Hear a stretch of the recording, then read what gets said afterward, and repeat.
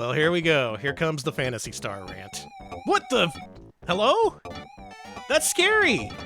Don't do that. Stop it.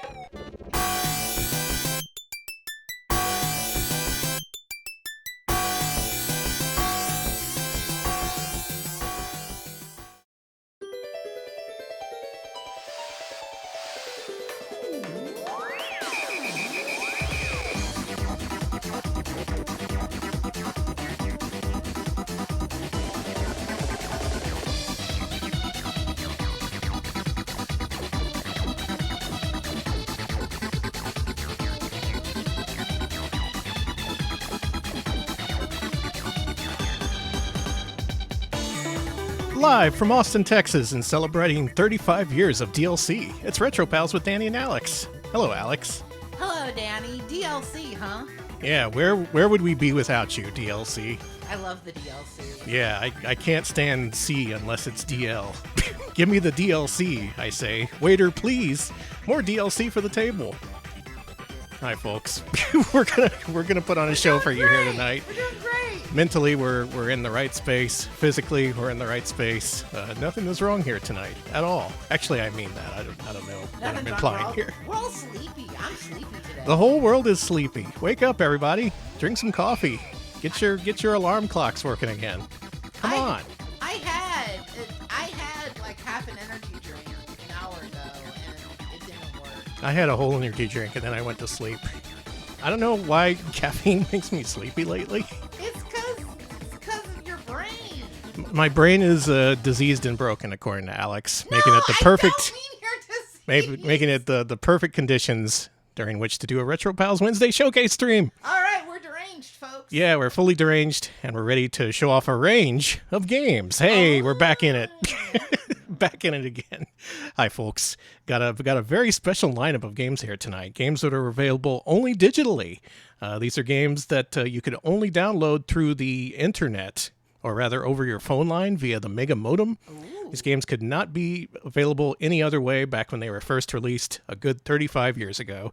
I'm sure you could download other stuff from the internet back then, but this is among the first console games to ever be fully download only. So look forward to that.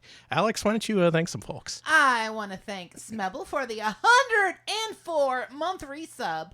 Danny, it's called Sonic Eraser because it makes you want to jam pencils in your ears. Is that why? Yeah. Wow, now we know. Fun fact. Thank you. And thank you to Arpaga for the 5 community subs. Thank 5 you gift subs. so very much. That's many gift subs. Holy shit, Appreciate thank it. you so much. Everybody enjoy your gifts. Enjoy your emotes if you got them. And Johnny Ridden, thank you for the 200 bits. Danny, have you had a chance to see the live stream of the Ghosts and Goblins speedrun by the idol lady? No. Well, it's out there. There's an idol out there trying to cash in on your whole bag. Oh, so. is that what it is? They're Yeah. ripping me off. God damn it. They're the All ones right, with I gotta the send little out. jacket and everything. No, I gotta send out the lawyers, I guess. Thank you for the heads up. DMCA her. Thank you, Cambertian, as well for the 100 bits. You'll need the Sega Mega Modem, the Sega Mega Router, a subscription to the Sega ISP, and they'll all need dedicated power bricks. It's true. Sega love their power bricks. Holy shit. If you got a Sega Genesis 32X CD modem Sega channel, that's at least 5 different power bricks you'll need. Hope you have enough power outlets. All right, and thank you, Ladiner Productions. 25 bits playing online with the Genesis. Now that's a MegaNet positive. It is. I agree. I'm a big fan of the Mega Drive and the MegaNet. Thank you. Thank you so very much, Suikapan, for the 12-month resub. Yeah, that is 1 whole year. Oh, no. Oh, yeah, you can post a link in the Discord if you want. No worries. Suikapan, thank you for the whole year. You. I appreciate it. And thank you, Nis, for the 66-month resub, enthusiastically downloading this Retro Pals content right now. Yeah, you're downloading video of us playing downloadable games that were previously downloaded from the internet. So this is at least a fourth generation download. Thank you to I Love My Wife, 32-month resub, Deceased Brain Club. All right, I'm Diseased number one. Brains, I'm let's number one go. on the Diseased Brain Pew, pew, Club. pew, pew, pew. That's my air horn sound. 25 bits, Ladina Production. I'm with you. When is McDonald's gonna bring back the McDLC? Listen, someday. Hot on one side, cold on the other. That's how I like my DLC. Thank you, Fionk Gunkle. I'm good at pronouncing things. Whoa, you changed your name. Yeah. Thank you for the 24-month resub. I think if I don't have caffeine, I sleep worse. That's 2 years. Yeah. 2 years of caffeine making you sleepy. The thing is, if I don't have caffeine, that fucks up other aspects of my life, like sleeping later on. So I don't know. I don't know what's going on. Maybe if I play a bunch of Sega games, I'll figure it out. Thank you for the 2 years. That's how you solve it. And thank you, Lolo de Puzzlo, 100-bit dono. If they made a version of Alien Soldier for this service, would it show its 56K heart instead of its 68,000 heart? Good. Thank you. I like that. I like that a lot. If they made Alien Soldier for this, it would take 2 days to download, but it would be worth it, damn it. Thank you, Lolo. Thank you so much. All right, so what are we doing here today? We got some Sega business to attend to. Heading back to my old stomping grounds on the Sega CD. I love to go to this place and just stomp around, put on my big stomping boots, kick up a bunch of dust, and go, yeehaw! That's Danny. That's Danny. Me and my big ass shit kicking boots, kicking up the dust, stomping on the grounds of the Sega Genesis. I love the Sega Genesis, and we're going to cover a very obscure subset of that system's library here tonight. You said boots, right? Yeah. Not shit kicking boobs. Okay. Our patron poll this week turned out as such. We decided to cover early downloadable content network systems. The official poll theme was DLC, Origins. These are among the first console game libraries available via download. We gave people the choice of the Super Famicom Satellaview or the Mega Drive Mega Modem, aka the MegaNet, as erroneously said here. I'll correct myself soon. Okay. Overwhelmingly, people voted for Sega. I think to make it up to the Nintendo fans, sometime in the next month, I'm going to do a Nintendo exclusive poll, because whenever I put Sega versus Nintendo, people are always like, Sega, we want to see Sega. Nintendo doesn't exist to us. They're like, Nintendo, Sega, Genesis does.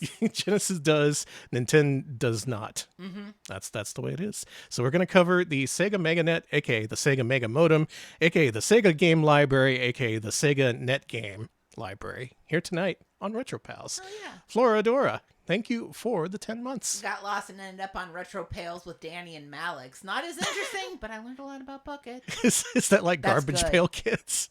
I would love a Garbage Pail Kids version of us. Hang on, we have to think up disgusting names for ourselves. Whoops, no time. I have to do a stream. Yeah, sorry, honey. Alex, Smelly put Alex, on background music 1, if you would, because I got a lot of talking to do. We need to introduce some things. We need to clear up some misconceptions that I'm a part of, unfortunately. I got to do my due diligence and say that I fucked up in this week's poll. The thing you voted for is not actually called the Sega MegaNet. It's called a bunch of other things, but we'll get to that eventually. And I'll cover why that's a common misconception and how people came to that mistake. But basically, if you go to wikipedia.org, the first-party Wikipedia right now, and search for MegaNet, they'll tell you very confidently that the library of games we're going to play here tonight are part of the MegaNet library. It's the Sega MegaNet. That's what it's called. Nope. That's not actually the case. This is a kind of a Bally Astrocade situation where the system was called the Bally something, then it was called the Astrocade, but it was never at any time called both the Bally Astrocade. So let's take a trip down memory lane and try and see where things went wrong so we can fix things. All right, image number 1, please. Look at this. Way back in the day, if you read Electronic Gaming Monthly or Game Pro or Video Games and Computer Entertainment Magazine, you may have seen this 2-page spread, at which point you probably shit your pants. You were all like, oh my god, this is home console graphics? Altered Beast on my TV? What the hell? What the hell? Your world will never be the same, they said, and they were right. The Sega Genesis was a huge seismic shift for gaming, and people say there has yet to be a better console released ever since. Agreed. But Alex, Yeah. could you take that image and zoom in on that small pile of cartridges towards the back there? Okay,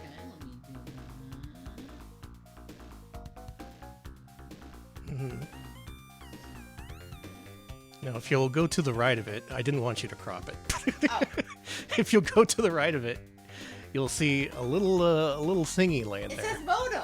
It says modem on there. That is the Telegenesis modem, a accessory Sega wanted to release here in the States that promised various nebulous things. They didn't really make any concrete plans for it, but it was there.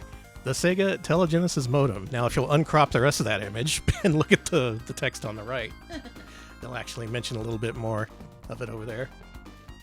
Yeah, why don't you zoom on in so where you can read the blurb about the Telegenesis modem that's in the second paragraph or so.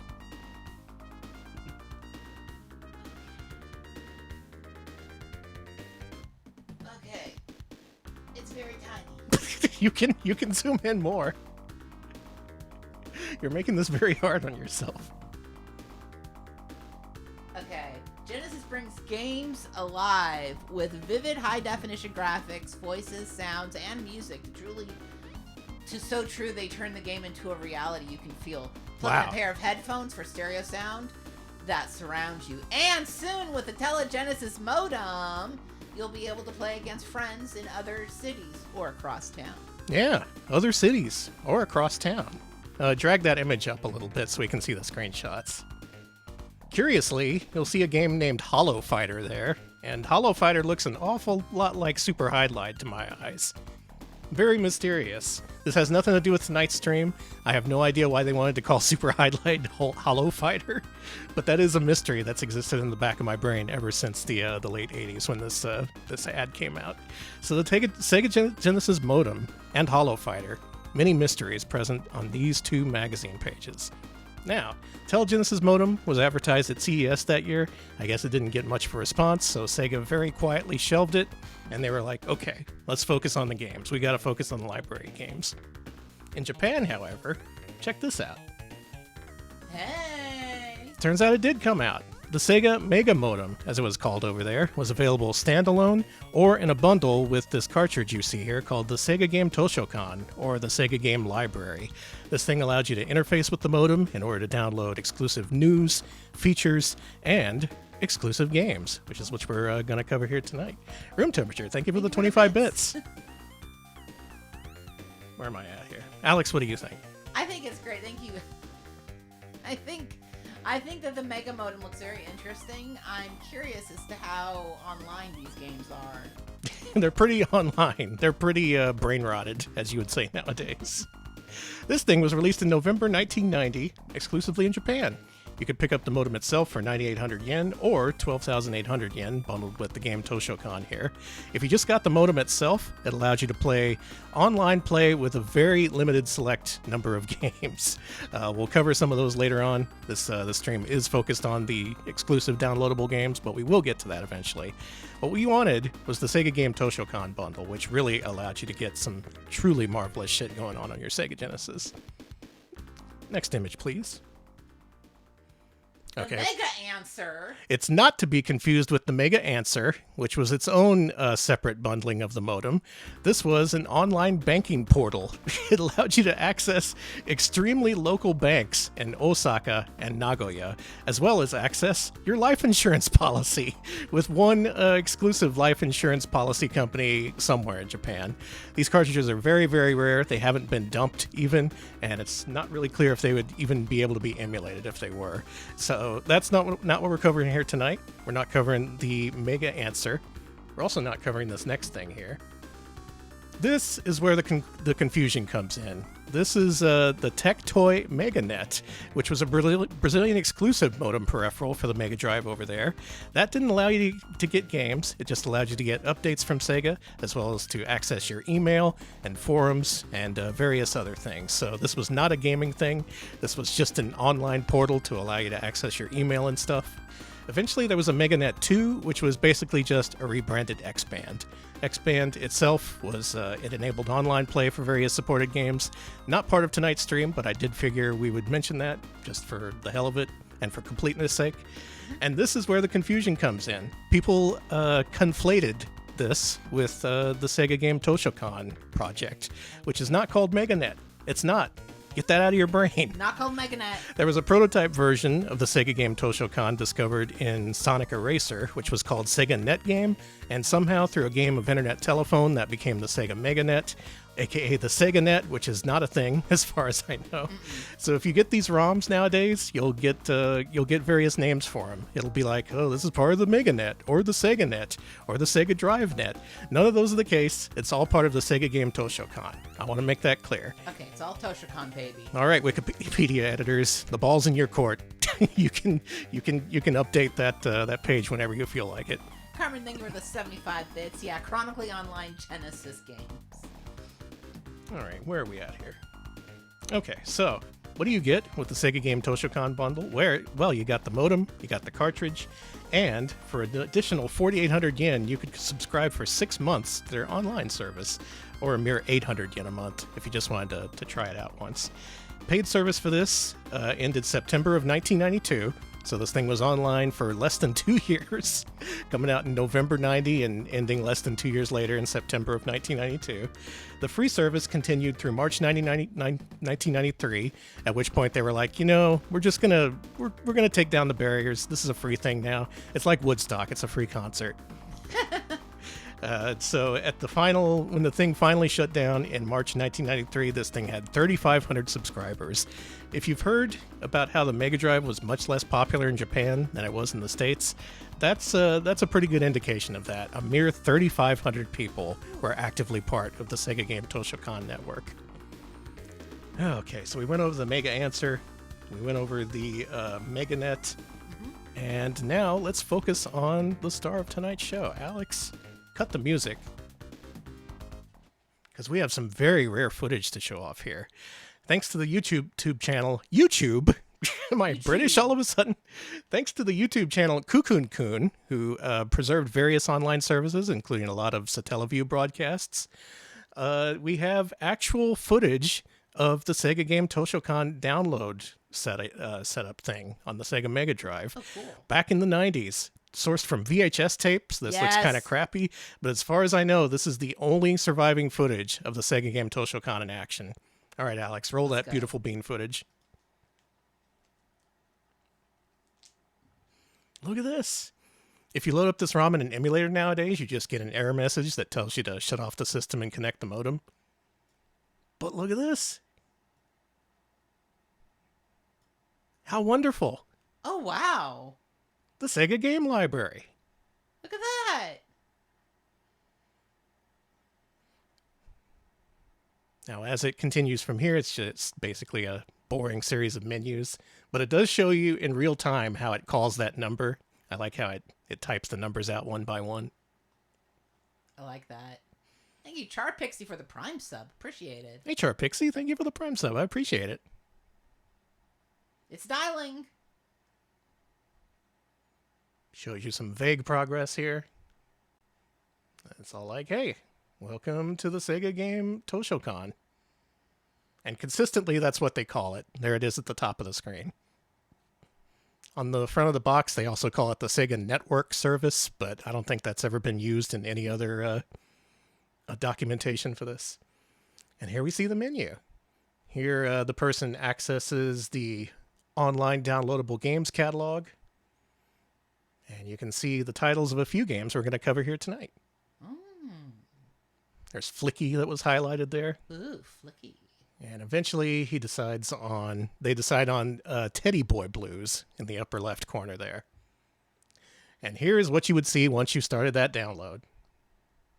You would see the total game download size at the top, the remaining download chunks available underneath that, and an estimated time to arrival beneath that. So 6 minutes. To download these games, which are all 2 megabits in size, you would be looking at about 6.5 minutes on a good connection. But while you were waiting, it at least gave you some information here. It told you about the Sega Game Toshokan, all the different features available with it, all the different games available in the library. I think right now it's talking about Putter Golf. Ooh, Putter Golf. Which is a difficult club game. I don't know. I'm only able to read some of it. I have to fake my way through learning Japanese. I took 2 years in college, okay? I'm not a professional translator. And in honor of this great technology, we're going to wait all 6 minutes. No, we're not actually going to do that. Alex, skip forward to like let's say the 8-minute mark, probably. So you would keep getting these updates, and then once the download was done, it would instantly boot into the game. And suddenly you're playing Teddy Boy Blues. It's not really clear if this was saved to the cartridge or if you'd have to download it every single time. It seems a bit extreme to expect a Sega Mega Drive cartridge to have 2 megabits of save data. Often those were like 8K, 16K, or something like that. Okay, the audio from the video isn't working. Hold on. Did you have desktop output muted? Oh, Alex. I set that up before the stream, special for the people. I thought that well, you usually run it through No. monitor and output instead of desktop audio. Okay, skip to the beginning of the video so we can hear the nice music. Okay, let's hear the nice music. Alex. You usually do monitor and output, so I have to mute the desktop audio when it comes out the other one. And You're lying, but okay.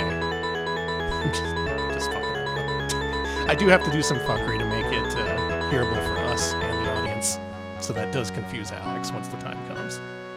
Look, the Sega Game Library, Okay. where you download your games. Downloadable content in 1990, 91, and 92. And then no after that, because they shut it down almost immediately. Yeah, Alex, you're fired.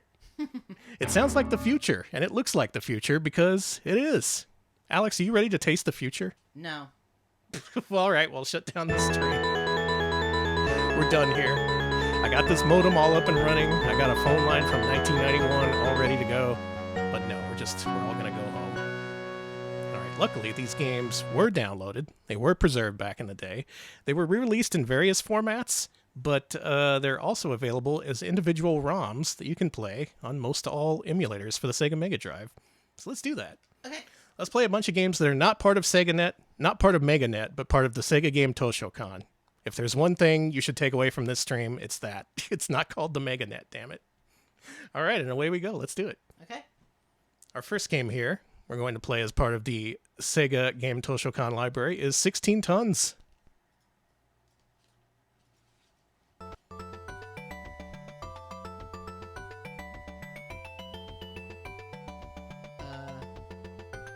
Look at these freaks. Okay, we got some freaks here. All running around in your Mega Drive. Goodbye, freaks. Now, like I mentioned, all these games are 2 megabits in size at maximum, which is 256 kilobytes, or a quarter of a megabyte. Very small games, so you're not going to see very impressive graphics or, any kind of impressive presentation. Cartman, thank you for the bits. Thank you for the bits. Another day older and downloading Sega Mega Drive games. You think it was based on the song? No. Oh, okay. I think it doesn't have anything to do with coal mining. I'm sorry. Maybe it does. It could. I don't know how coal mining works in Japan. I don't know anything. Anyway, here's the intro that'll keep playing until you press start. But then... Huh? Oh, man. Bootleg load. Oh, jeez. That's not good. No, actually, that's supposed to happen. Oh, okay. The conceit behind this game, I think, is that you're a bug inside the Sega Mega Drive, causing various mayhem with all the different characters in there. So let's cause some mayhem. Let's do it. Yeah, let's do it. In each of these games, after you downloaded them, they didn't have manuals, so they would have little explanations about how to play every single time. So we're going to see that in a lot of these. Let's play this game. Now, you see that meter at the top of the screen? Every so often, one of the bars will flash, and then a bunch of enemies will pop out of it. And you, as the Hamburglar, will have to kill them all with these 16-ton weights. They get squished with huge blood splatters, too. It's really neat. What? You can destroy your own weights by hopping on them. You can throw various weights. I think at the bottom of the screen, it shows you how many weights you can have out at a given time. And you have to wait a little bit before they recharge. So ideally, you want to clear out the wave of enemies before the next one comes in. The weights can interact with each other, they can bounce off one another, and these levels are all free-scrolling, infinitely looping through all 8 directions. Oh man! I think enemies spawned in such a way so that all of them died at once. That was awesome. That's cool. That's cool. A lot of people don't give this game the time of day. They just think, oh, it's some stupid arcade-style bullshit. I'll go to bat for this one. 16 Tons is kind of awesome. I've actually beaten this game. It does have an ending, and it's actually kind of a twist ending, too, so I recommend actually playing through this if you get a chance. It's only like half an hour long. You can have an enjoyable time on your Sega Mega Drive. And I would say this is worth the 6.5-minute download. Shown here is a pro strat. You throw the weights a little bit above you whenever you do that. So if the enemies are above you, you can squish them. You squished them all. And also performance really suffers if you have a bunch of weights out at once. Look, it says Sega. Oh, come on! Why are you a little freak? I don't know. I think they just wanted to make you some kind of little miscreant inside the Sega Genesis hardware. Just throwing around your weights, killing people. Would you say that you're throwing your weight around? I would say that. Good one, Alex. Thank you. I gotta make up for it. It's okay. Don't beat yourself up. It's just you missed the other thing. When OBS updated, they also redid updated monitoring and outputs. Oh, okay. Yeah, for a while my OBS was broken. Cool. I love updating OBS. It's my favorite part of streaming. The latest hotfix fixed it. So. Thank God. See this various different level. What's the word I'm looking for? Various different level layout obstacles. There's icy floor. There's bouncy floor. This game doesn't do much with its conceit, but it does about as much as it can with 2 megabits to work with. Oh, good question. So SNES could go online and Genesis could go online. Could the PC Engine or TurboGrafx did it ever have any online capabilities? You know, I don't think so. Yeah. I don't remember ever hearing about that for the PC Engine. Now, this wasn't the first console to attempt online downloading of games. The 2600 actually attempted to do that in the late 70s, believe it or not. But those were all like retail games that were obviously available elsewhere. Oh, okay. Yeah, These games were exclusive. What are these little freaks in the background? I guess those are trains. Trains? Well, what do they look like to you? They look like doohickeys. I was looking for something more concrete. Well, a doohickey can be made of concrete. Welcome to the Alex Show. Good. I'm having fun too. I actually really like these games. They kind of like... There's a certain, like, I don't know, punk rockness to them, where they're just trying their best with very limited capabilities. You might think of these as early, like, Sega indie games, almost, with their size and scope. Not in terms of them being, you know, corporately produced and all, but just them trying to make unique, fun gameplay concepts with the least amount of space possible. For reference, the smallest Mega Drive games on cartridge are Flicky and Columns. Those are just 1 megabit, so they're working with a little bit more space than those, but not much more. Anyway, I really like this game, and you should play through it, in my opinion. Okay. This is among the better Sega Mega Modem games available at the time. What do we got next here? Y'all like a warg? Isn't that noise that one bird makes? A wabo, a wabo. There was a new video of the Aweba bird this week. Did you see it? I saw screenshots of it. I did see it. It was poking at that lady's leg. Yeah, those birds can attack you. Anyway, this isn't about birds. This is about a warg. Warg. You know, everyone's favorite hero in the sky. I love when the heroes in the sky. A warg. A warg. Let's play it. Okay, you got cyber. You got power. 2 things I love. Cyber power. We're in some sort of cyber city, apparently, and we control a robot who needs to collect a bunch of keys in order to progress through these levels. How to awog. I like that. That's really good. Here's some advice to take on in your daily awogging life. I like 16 tons. This is a very simple game that gives you like a lot of stuff to work with for as simplistic as it is. You control this little guy, you flap through the air, and as you flap, you leave behind this star trail behind you, which can push around various obstacles in the environment to help you solve puzzles. There's the exit. You get 1 more key to unlock that. And this little guy, he doesn't want us to get it. This is so strange. This is why I like the Sega game Toshokan Library, because it genuinely feels kind of, you know, inventive, creative. Yeah. Something you would normally associate with the indie space nowadays. And I could only imagine at Sega they had this dedicated team that probably didn't have enough time or resources to really work on these, but through those constraints, they managed to make a bunch of stuff that's really unique and memorable. Plus, you gotta love a warg. Tristy, thank you for the raid. Hey, Tristy, thanks for the raid. I saw, did you beat Junior? Tristy was playing Minnesota Fats Pool Legend for the Sega Saturn. I saw that, yeah. Ultimate top tier Sega Saturn game. Hope you had fun. Also saw some Burning Rangers happening on there earlier. That's I approve of the Burning Rangers. They do good work. They do good work. Thankless job being a Burning Ranger. You're telling me. As far as I know, Minnesota Fats had nothing to do with this game. This is a game called A Warg, which was available for the Sega Mega Drive via the Sega Mega Modem. This is a game you only could download. Did not have a cartridge release. You control this weirdo robot who flaps around and causes trouble. In all these games, you're causing trouble. No, come on. See, sometimes you can push these dudes around with your little star trail, but it's kind of difficult to do it on purpose. We can sneak by. There we go. Oh, we gotta hurry. Yeah, a warg is what you say when you stub your toe.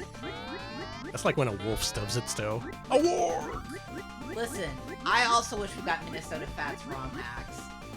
We still have time. There's still time. You can edit Minnesota Fats to be... I want to see that lost Sega CD version of Side Pocket, which is like Minnesota Fats Gaiden.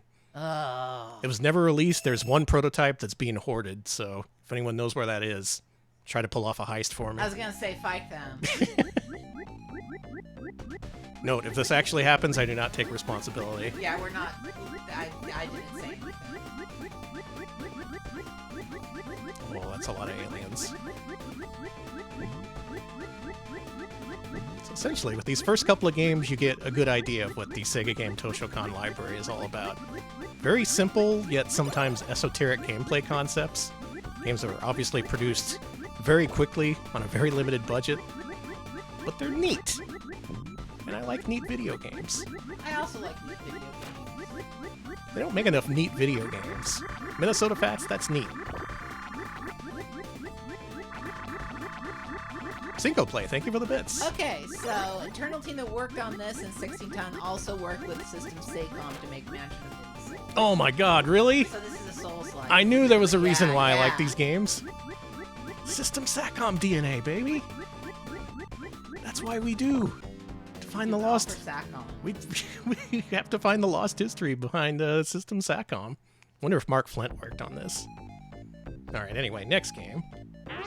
Next couple of games are going to seem kind of familiar because these were the only retail release Mega Drive games that were small enough to be able to be downloaded via the Sega network. This one's Columns. It's a game about columns. You know? I see. You stack the columns. You delete the columns. We're going to see a much better puzzle game in this vein towards the end of this stream, so do look forward to that. Unfortunately, this isn't the one with Columns Guy. Yeah, Columns Guy was exclusive to Columns 3, sorry to say. I hope he's doing okay.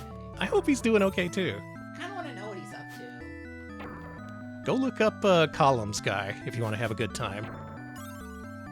Just looking at him? Yeah, the squat... Just look at Columns Guy. The squat little balding guy who advertised Columns 3 for Vic Tokai here in the States. I feel like... I kind of look like him. You kind of do. Thank you, room temperature 25 bits. Columns suck. Well... Wow! There. Well, yeah, Columns is kind of a lesser game compared to, like, Tetris. I think it's okay. But also it's Columns, so we don't need to say much more of this. On the other hand, congratulations to Flicky for showing up on 2 Retro Pals Wednesday Showcase streams in a row. Proud of you, Flicky. We showcased this last time around as part of our Flying Creature Game Showcase. Flicky is a girl. She could walk off with all the birds in the world. She could. I've lost all my talent at playing Flicky since last week, sorry to say. Thank you. Vladimir Productions. 25 bits. Columns is great. Okay. All right, we have 1 vote for Columns being great, 1 vote for Columns sucking. Columns is a land of contrast. It's 50-50. Who's gonna break the tie? I don't know where this competition came from. Anyway, Flicky, if you liked it, this was your only option of playing it on the Mega Drive in Japan. It never got a cartridge release over here. For some reason, this did get a cartridge release here in the States. Don't really remember Flicky being especially popular over here, but we got that cartridge anyways. Mm-hmm. You think there's any, like, Mega Drive freaks in Japan who imported the US version of Flicky? Yes, I bet there are. So they wouldn't have to do the Sega Game Toshokan route? Flicky fans, let us hear from you. Flicky fans, speak up. Your time is now. Your voice matters. Alright, that's Flicky. You know what Flicky is. Join the conversation. Now, you know what marbles is. Marbles is the little round things. You know? It is. But have you ever heard of hyper marbles? I bet you haven't. I haven't. Thank you, Tristy, for the 100 bits. Columns 3 is pretty good. Honeygoony Tyson Columns is too. Oh, I like those. Yeah. And Stack Columns, the arcade game with the weird ending. I'm starting to come around on Columns, I think. Thank you, Tristy. Thank you, Tristy. And thank you, Seraphis King, 68-month resub. The first time I played Columns was on the Sega Smashback for Dreamcast, so it sounded like shit. Despite that, I still vote Columns good. That compilation had some really good sound emulation. All right, the Columns lovers have come out of the woodwork. Congratulations. Hyper Marbles. Hyper Marbles. Here's how to play Hyper Marbles in Japanese. Okay, so this is nothing like I expected it to be. What the fuck is this? So just like in the real game Marbles, you control a rocket-propelled big marble who has to knock the smaller marbles into the electricity on the sides. A lot of kids got hurt playing this in the 50s. That's why they switched to pickup sticks. Honestly, I'm just imagining a bunch of 50s kids just in their like the kids from Stand By Me, like playing Hyper Marbles, and this is just like the kids from the Sandlot screaming as they kill one another. It's really a beautiful sight. Ah, fuck this. Let's go see a dead body. Chat's saying this is Motos. Yeah, they're like, no. It's either kill each other in Hyper Marbles or look at dead bodies. So yeah, if you're well versed in your arcade games, you may know this is quite a lot like Namco's Motos from like the early 80s. Not one of their better known games, but I guess it resonated with some Sega employees who sought to remake it here on the Mega Drive. I imagine that's what it's like to pitch these games back then. Like, okay, we need to make a game that's literally the smallest size possible. What are some really simple games that can fit the criteria? And some weirdo who played Motos was like, let's make Motos. Let's just do Motos. And everyone else was like, what the fuck is Motos? Let's just do Motos and be Rockstar. Fuck it. This is kind of neat. You have a little boost button that allows you to really push these fuckers around. But essentially, this is what you see is what you get. I guess it's vaguely similar to Marbles. Anyone actually play for real Marbles? I want to say that I played it once, but I may be thinking of Pogs, which is very Marble. Oh yeah, Marbles are very Pogs similar. Pogs were the '90s Marbles. But like the way you play Pogs, like you could play marbles for keeps and stuff like that. Oh yeah. The same way you play Pogs. You could rob kids of their precious marbles. You could. No, that was actually a thing, and a lot of the play method reminded me of Pogs, where it's just based on how many you can move at the same time. So, like very interesting. The Furkong says these are kind of like Flash games, and you know, I could see that too. I can see that. Flash yeah, games, yeah. many of them were also designed with the idea that you would download them over 56K modems, so you had to keep the file size down. There's not enough blood or dismemberment for this to be a Flash game, but the heart was there nonetheless. What if these marbles are nude? Then you know it's a Flash game. Does this constitute nudity in the Marbles universe? I think so. It's true, they're not wearing little marble shirts. These big guys just don't get pushed around at all. Never played much of this. You played marbles with a random kid once, and he wouldn't stop making up new rules every turn. Oh man. Oh no, little kid games. Man, speaking of nude, Danny, did you hear about all the people getting nude at the Colorado Rockies game? I did hear about that right before the stream. They were all people in the crowd just started shouting, "Take it off!" and then everyone started getting nude. I think that's so good. I love baseball so much. It's one of my favorite sports. It's kind of a problem. Like, you can kick out one or two people streaking, but like, what if like 100 people started doing it? And they're not even going on the the field. They're just standing in the stands, whipping their shirts around their heads. You would just have to join in. There's no other way. Shit. Why not? Well, that's Hyper Marbles. That's very hyper. We're not going to see much from all these games. They're pretty self-explanatory, being what they are. But I am glad to get the opportunity to show these off. Ikazuke Koi no Doki Doki Penguin Land MD is the next game. Oh, I know this. And you know this. It's a game that's been on various Sega consoles in various forms. I think this was an arcade game. This also came to the Master System as Penguin Land. And here we see a super enhanced 16-bit version of this egg-pushing action game. I like how the text there is like written graffiti style. I like that. It shows you the basic gameplay loop. You push around the egg. You gotta push it to the bottom. Don't break it. Sokoban meets Load Runner. Essentially, yeah, this is kind of a Load Runner-like.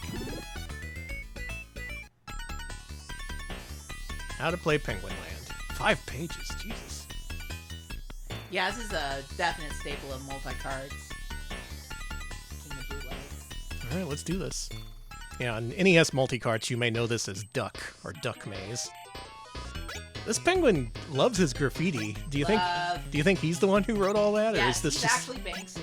You know they revealed Banksy recently, and it's him, right? They're like, oh, it's the penguin from Penguin Land. That's crazy. Did they reveal Banksy? Yeah, they did reveal Banksy. Who is it? It wasn't me? No, it's some guy. Alright. Everybody thought it was going to be someone famous, then it was some guy, and everyone was like, oh. Just some guy. Yeah, that makes sense. So with every level, we bring the penguin back to our wife, and inevitably she's disappointed because the egg turns out to be not a baby egg, but full of some bullshit. Can we not make... What? Why are we making bullshit eggs for her? Why don't the eggs have a baby in them? Good question. I guess if you get through all 50 rounds, maybe you'll find out. Let's see what's in this egg. Is it a baby? No, it's just another flower. She's pissed off. Back to the dungeon with you. I think this game looks great. This is a really graphically rich video game, especially for the limitations. And again, it's very simple gameplay-wise, so you don't need much in terms of program data. It's allowing you to focus on the rich, buttery smooth graphics. Nice. Thank you. This starts off much easier than the Sega Master System Penguin Land, which I thought was kind of tough. Like, the first level in that game, it's got, like, polar bears who try to smash your eggs. These guys are assholes. Alright, what's in this egg? Another freaking flower! You fucked up again! Just flowers, dude. Hey, what was with penguins being the star of Sega games back then? There was Pengo. There's this guy. I think penguins are just hip. You think so? Yeah, everyone's predicting the Linux craze of the 90s. I'm sorry. This Tux's ancestor. This is pre-Tux. Yes, before Tux became a thing. This is his first job. I think I fucked myself. He invented Linux because he couldn't get the girl. You can't peck through these blocks, only the egg can break them. Oh, no, we're okay. We're good. Ooh. The polar bears will knock out your penguin temporarily, but if they touch your egg... No! No, my egg! Don't you do it! I'll crush you! Oh, egg! He crushed your egg. And that's the end of my egg. Sorry about That's your the egg. end of Penguin Land. What a shame. Kiss Shot. Kiss shot, huh? This is the very first downloadable porno game. Danny. Actually, it's billiards. I wish it was porno billiards with you-know-who. You know who? Listen, I don't want to, Afraid of getting sued by the Minnesota Fats estate? Yeah, I want to see why he's called Minnesota Fats. Kiss shot. Jesus Christ. This is a repeat, thank God. Let's see why they call him Minnesota Fats. Anyway, this is a pure-hearted, non-pornographic billiards game. Wow, that was a great opening shot I just did. Noriko wins. You win this round, Noriko. Now think. Hey, Minnesota Fats does that too. It says now thinking. Oh. Maybe there's some Minnesota Fats DNA in this after all. I think there Ooh, is. gross. Wow, she's really thinking. Take your time. It's okay, honey.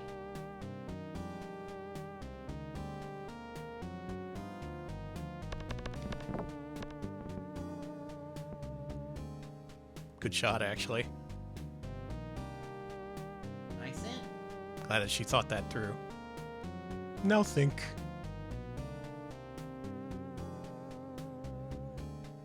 Man, I love waiting. If there's one thing I love as a gamer, it's waiting. Waiting is delightful. Gaming has taught me to have infinite patience. Should have thought that through a little better. What you thinking about now, ma'am? Foul penalty. It's pretty foul. The next one is, yeah, it's this one here. Alright, check this shit out. Okay, here we go.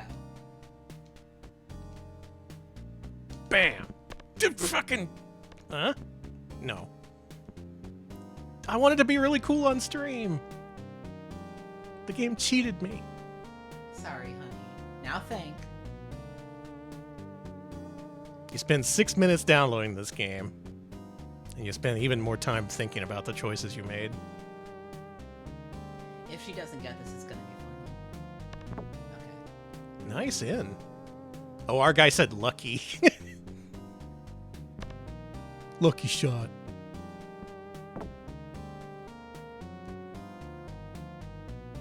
Danny is a real Texas Slim. Yeah. Is that a good thing? Yeah. Anything with Texas is good.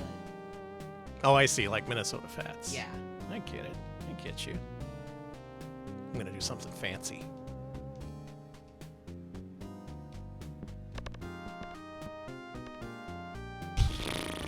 That was pretty fancy.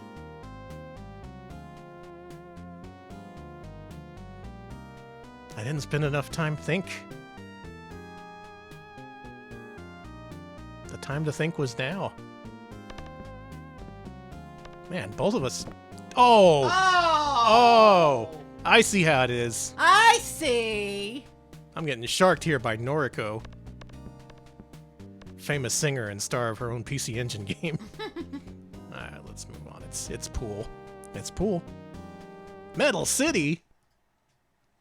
This is gonna be some kind of redemption game bullshit, isn't it? You think so? Well, close. It's a gambling sim. Where you win medals, I assume. Yeah, they come out of your Mega Drive. That's cool. I wish. Every Mega Drive is full of 1,000 medals. You just can't get to them unless you play this game. Danny? Yeah? Blah! That's okay. Blah! On the screen, Alex is highlighting the password there at the bottom, which is blah blah. Including this are 3 games: poker, blackjack, slot, and blah blah. Blah blah. Let's play some poker. I believe this is video poker styled. All right, you know what we got to do. Oh, you're betting medals. I see. I believe in the axiom: go big or go home. And we're going big. What do we got here? 4, 5, 6. Oh man, if I got a 7, dude. Okay, we're holding out for a 7 here, so we can get a straight. You ready for this? Yeah, here we go. You ready for my biggest stream moment to date? That's gonna be clipped and shared worldwide. Here we go. Here comes 7.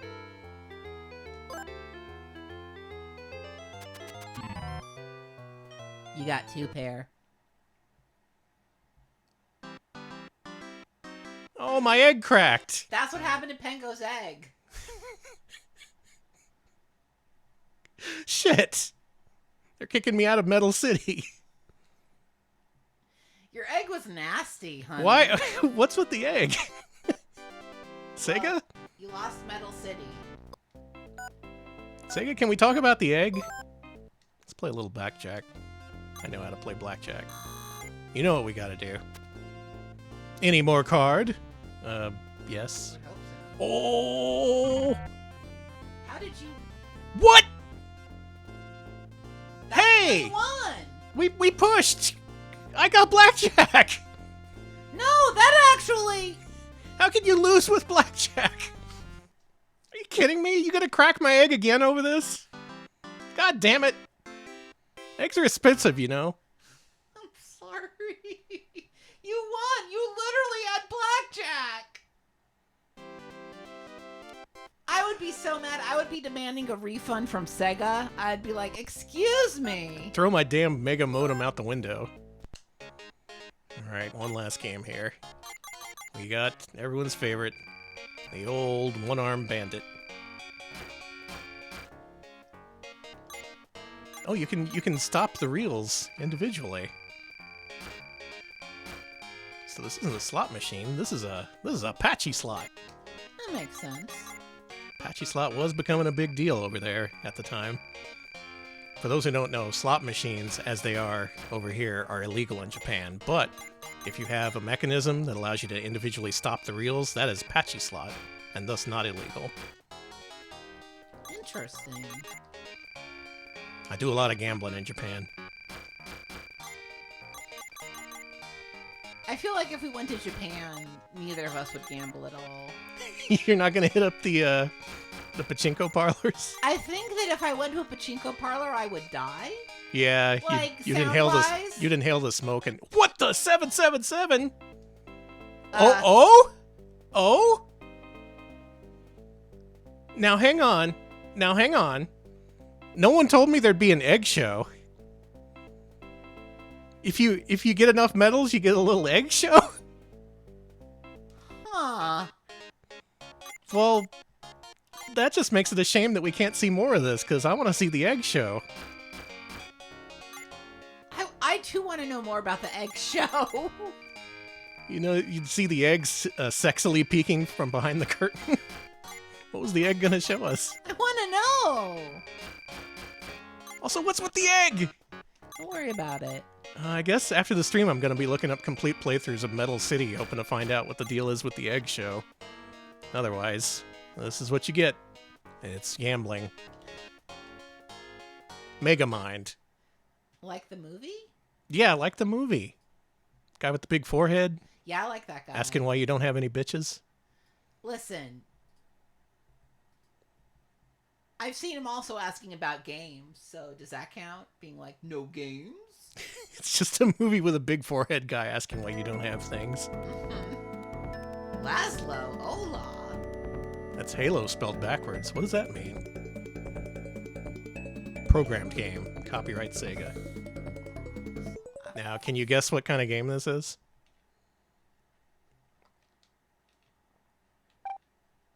No.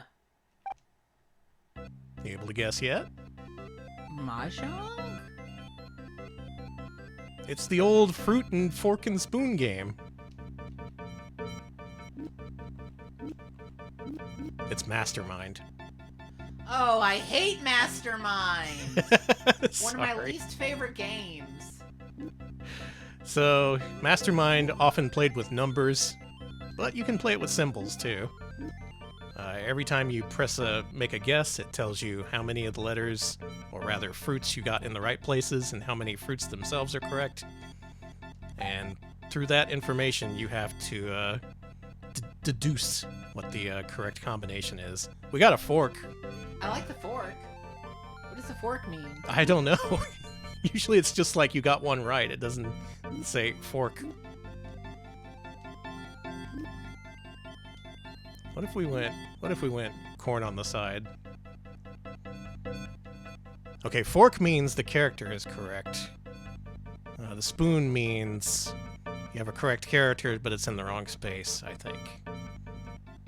I'm not good at Mastermind to begin with, so... Oh, fork and spoon! You got fork and spoon? Wait. There were... Wait, yeah, what? How could I get fork in one and fork and spoon in the other, and there's no fruits in common between the two?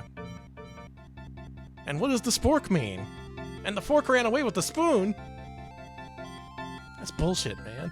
A little bullshit with it. I don't understand Mastermind on the best of days, and this isn't really Fork. doing much for me. Let's see what happens if we get all the questions wrong, though. See The egg's gonna die. Yeah, the egg's gonna crack again. Oh, want to see the egg show. Or does it give you infinite guesses? Yeah, I think it gives you infinite guesses. Okay. Well, if you like Mastermind, I'm sorry, but you can play this if you want. Paddle Fighter. Paddle fighter. That's a paddling. All the corn you want.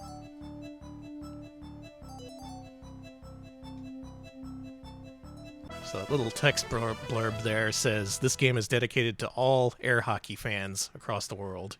Nice. And true to its word, this is an air hockey game. There's your paddle. There's your pack. There's Ben Bowie. I think you play as this character here, Ben Bowie. And your first opponent is Masler. That's just Joe Camel meets a political cartoon of a Democrat. Wow, good pull. But how good is he at air hockey? You amazing. True. You do get powers in this. You can temporarily block your hole. I could have put that better. Yeah, that's okay. And you get commentary from Masler in the lower right every time you make a good play.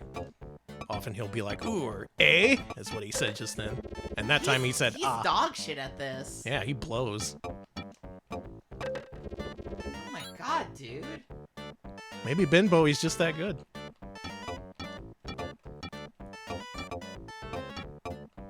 It's been a minute since I played since I played real air hockey. Same here. We need to play it against each other again. People hate it when you do that move that splits the puck into 5. You're like, what the fuck, dude? That goes against the air hockey unwritten rules.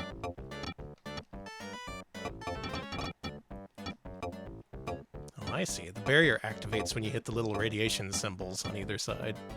Also, this is an atomic-powered air hockey table? Don't worry about it. It's fine. We could just play on a regular, you know, air surface one. No. We need to use radiation on this bad boy. I suppose. And don't worry, to keep you safe from fire, we've lined the whole thing with asbestos. Oh, okay. Well, I feel better about that. God damn it. Yatazo, says Masler. Sorry, I saw a picture on my timeline today of old cigarettes from the 50s made with asbestos filters. And it's so cool. Extra poison cigarettes. Just kill me now, cigarettes. Man, I might be able to win this. Yeah, let's go. All right. Take that, Masler. Oh, I think this actually gives you the opportunity to take Masler's powers. Yeah, we learned his Waza, his secret power. Oh, Imoko. Oh, Imoko. What you got for us, Imoko? This game is sick. I like this. It's a little sick. I'd say this is worth the 6-minute download. Especially because it's got a 2-player mode in addition to a single-player campaign. The idea of there being a air hockey campaign is pretty funny.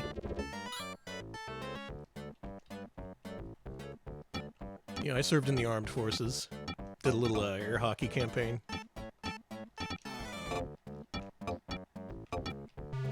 It's air hockey. If you like it, you can play it. You're good at air hockey. Thank you. Alright, Alex, are you ready to get into some shit? Yes, I am. Are you ready for Danny to rant about how much they love Phantasy Star? Absolutely. That's one of my favorite rants of yours. Well, here we go. Here comes the Phantasy Star rant. What the... Hello? That's scary! Don't do that! Stop it! I'm too scared. I'm going to talk about Phantasy Star now.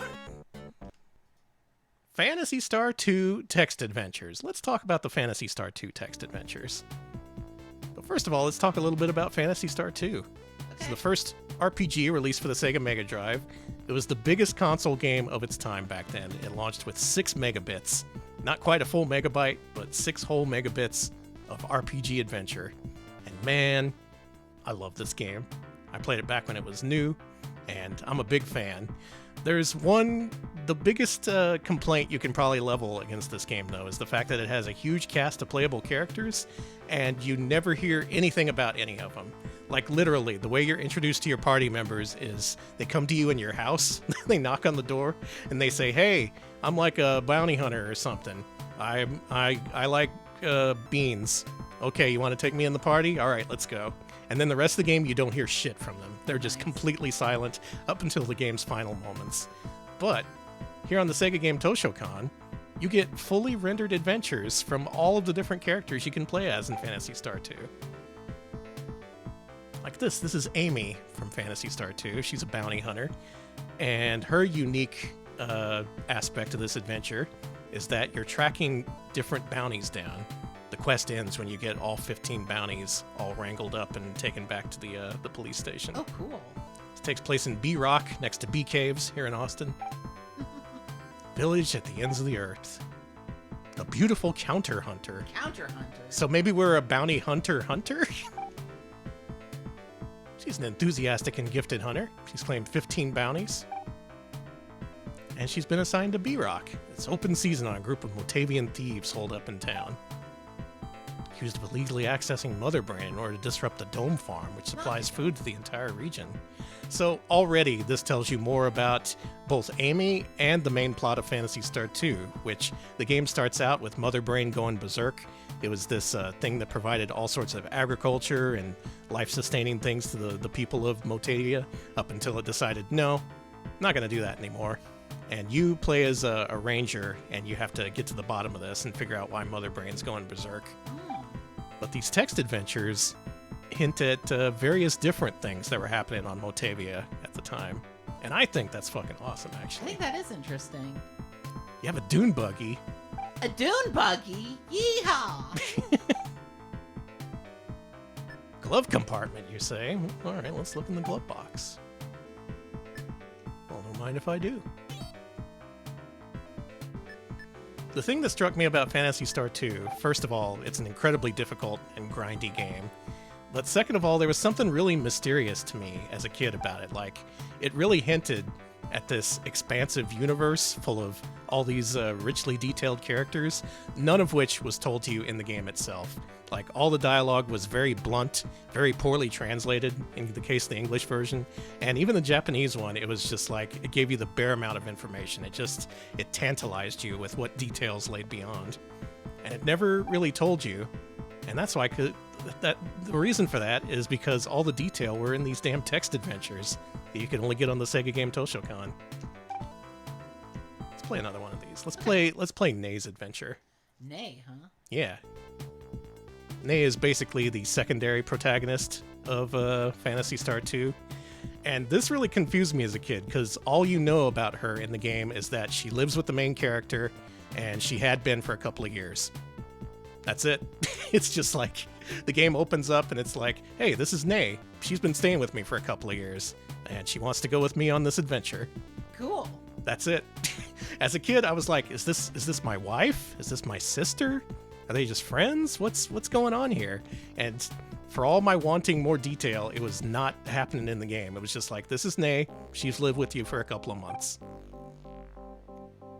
And that's what makes this particular game so impressive, because check out this intro. Her lonely, aimless journey. Departing from town, she did nothing but keep walking day after day. No matter how far she walked, she found no place of rest. Her pointy, cat-like ears gave her a strange appearance, but her mind was that of an ordinary young girl. But most people hated the biomonster blood that flowed through her veins. Oh no! And again, that's way more than the game itself ever told you. Like, you're just supposed to infer that she's half human, half biomonster through various hints in the in-game dialogue. Even the joy of being part of a loving family had been snatched away from her in mere moments. Oh no. She'd been all alone until a kind middle-aged couple found and raised her. But then a violent mob assaulted the happy family. They chased her with torches, set the house on fire, and they had her escape through a dust chute. Oh no. She finally emerged from the sewers and made it above ground, and they saw her home being consumed in a raging inferno in the distance. It was the day her endless solitude began. No home to return to, no one awaiting her revival. All these games, these text adventures, they're written very vividly. And, Yeah. and these fan translations, which thankfully people have made in the years since, are actually very well done. Never forget the mob leader, the hunter with a scar on his cheek. You should kill that guy, Nay. And she made her way to a new town today. Paseo, the first town you start in Phantasy Star 2. Okay, so my presumption that she was just couch surfing to find a place to stay was right. Yeah, pretty much. But also she's a half human, half biomonster, which only seems to manifest itself in the fact that she has, like, big ears. So you would think maybe just hide the ears, you know? Wear a hat? Wear a hat. And the writing in this one really helps flesh out the world of Phantasy Star 2, in my opinion, as we're going to see in just a second here. Oh man, Sebmo, thank you so much for the raid. Hey Sebball, thanks for the raid. What were you up to? I didn't get a chance to see your stream. We're covering Sega game Toshokan games today. These are games for the Mega Drive that were only available for download. And right now I'm in the middle of my Phantasy Star 2 rant, so prepare to get indoctrinated. Melodic Reverb, thank you for the 14-month reset. Sonic Heroes for the Sega Modem. Oh my god, Sonic Heroes. I'm so sorry that you're playing through Sonic Heroes. I hope the best for you. I saw a Sonic Heroes tattoo the other day. You did? Like, on a website, yeah. Oh my god. Yeah, someone got a Sonic Heroes tattoo. No, wait, I saw that on Instagram, yeah. Damn. So basically, the crown jewel of the Sega Game Toshokan collection is this collection of Phantasy Star 2 text adventures, which most people overlook, but if you're a huge Phantasy Star nerd like me, this is going to be like catnip for you. Especially because all the game data went entirely to the text. You barely see any things in terms of actual graphics. And I was mentioning how the secondary protagonist of the game, Nay, is basically completely undefined in Phantasy Star 2 itself. But you get her entire backstory in this game. What a creepy little kid. Do something about it. Oh. Damn, people trying to impress their girlfriends by being mean. Yeah, I don't like this. Such a revolting brat. Jesus Christ. We're referred to as it.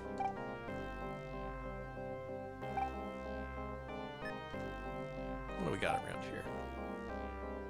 What I like about these adventure games is they all seem to be, like, different, you know what I mean? Like, Yeah, the thing is they all take vastly different tones. Yeah, Like yeah, this yeah. one is really dour and serious and really tells you about how her life really sucked up until the start of the game. Whereas others you play as like college students or like medical professionals who just have a established life of their own.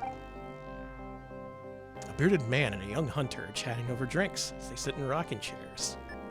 Let's take a look at this sign. Oh, a weapon shop. They might could use a weapon. We could.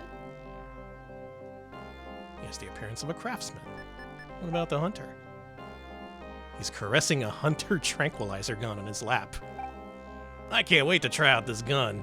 A long-eared monster would be good. I think I'll take it to the mansion. I hear it's pretty lucrative. Hey, Nate, you should fucking run. I'm sorry for... No, run. Go. Go. Get out of here. Wonder who he's talking about. I should just probably go into the weapon shop. Nate entered the place of business, but before she had a chance to look around, she felt something pierce her back and soon found herself slumped on the floor. She'd been hit with a tranquilizer dart somehow. The voice of the young hunter was barely audible. What a freak. No way I could sell this. I thought it was a biomonster. Ah, well, I guess I better dump it somewhere. She woke to find herself in a strange place. The dump! The dump? He took you to the dump? Our life sucks so much that someone tranquilized us thinking they could sell our carcass, but then they were like, this ain't worth nothing, so they left us in the dump. And we're being attacked by a rabid dog. Well, that's all they can do than to just take the plank. And here's where the combat comes in. Check that out. Oh, thank God. Now, you don't have equipment in this, you just use your inventory on these enemies. Your plank of wood? Yeah, we gotta attack the rabid dog with a plank of wood.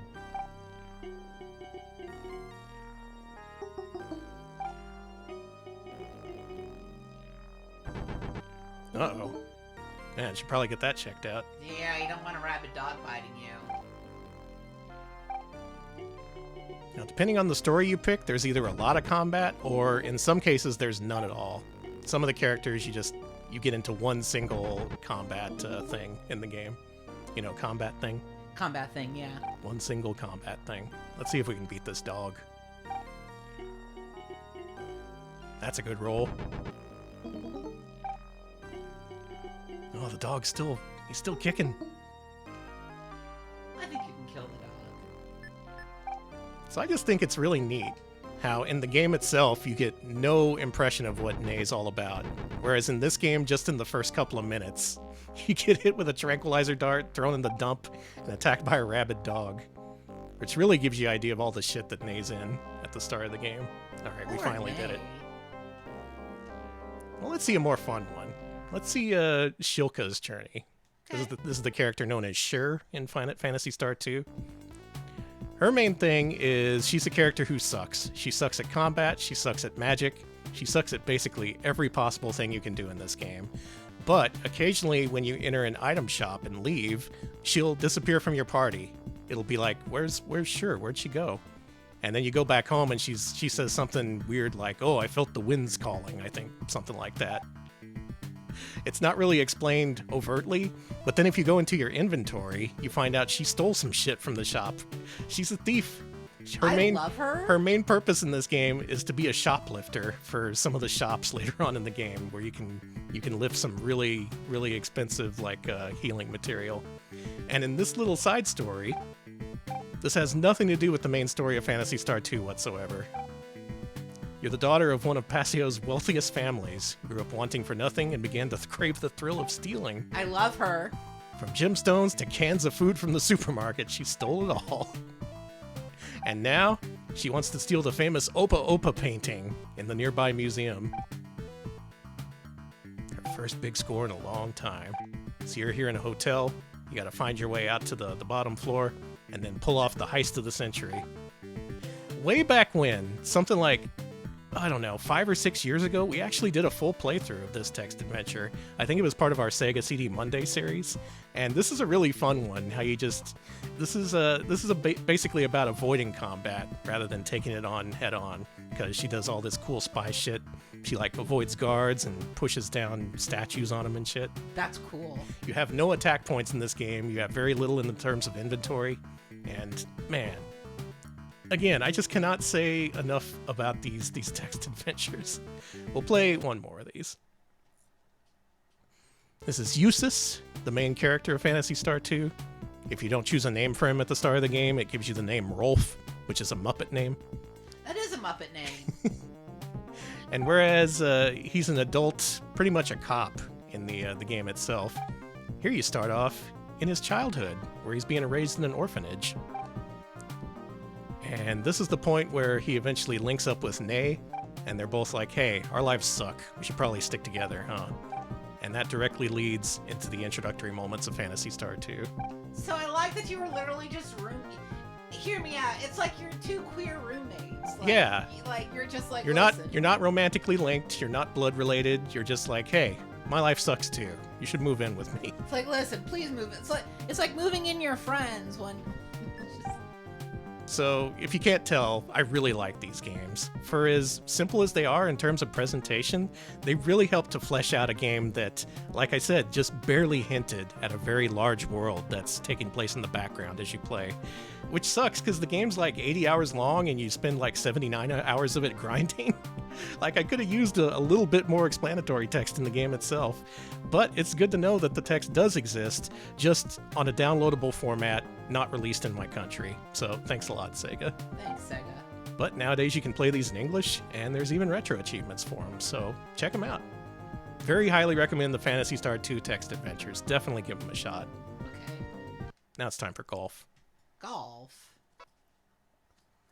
Is the golfer depressed? Is he Yeah, subjugated? the golfer got tranquilized and thrown in the dump. This is a game that, among any of the games we're going to show off tonight, that people might actually know. This got a release on the Game Gear here in the States, and I think a Master System release over in Europe. But this game originated as a Sega Mega Modem exclusive. Let's play some golf. Okay. I hope to have indoctrinated at least one person into the great world of Phantasy Star, because oh my god, I love those games. So this is mini golf. It's got a bunch of little fun features like pinball bumpers and things like that. Let's try our luck. Don't hit that bumper. Oh! Oh! You got bumped! Hate to get bumped. No!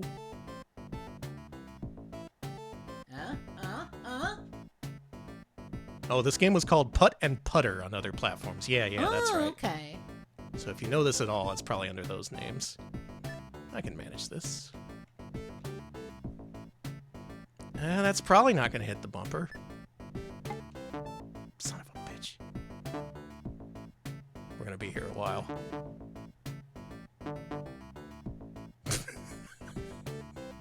Yay! Oh yeah, Dino played through this. Dino seemed to like this quite a lot, and I agree, this is fun. A little simple. You basically had to put a full-ass golf game into 2 megabits, and they did what they could. Jesus Christ, I'm so bad at this.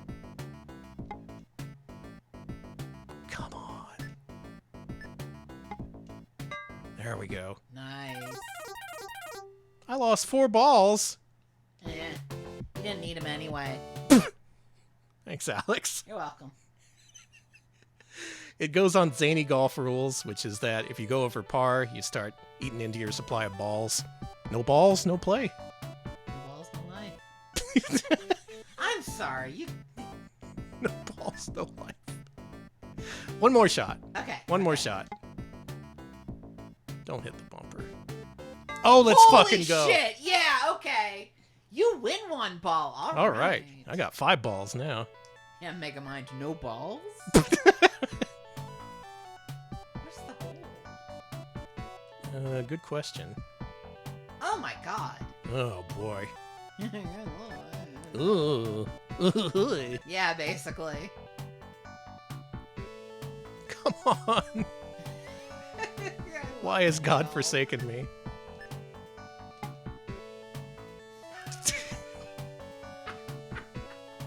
Fucking non-Euclidean bullshit. I'm sorry, this does suck. I never said it was easy. This is genuinely a pretty tough video game. Alright. Here's what we're gonna do. Okay. We're gonna bank it. Like Banksy. That's all we had to do. Just had to bank it like Banksy. You just gotta bank it like Banks. Like that movie. You know?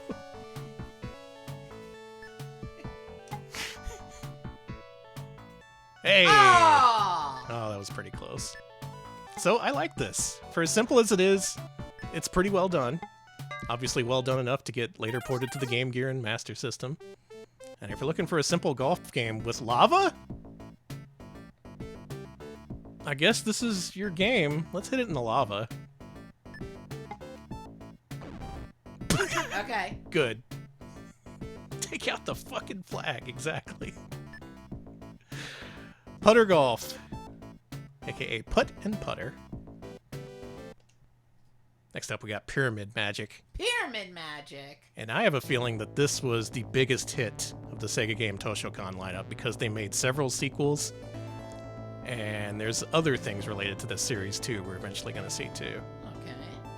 So what is Pyramid Magic? What is a pyramid? Well, it's a structure that's like a cone, but, you know, more angular.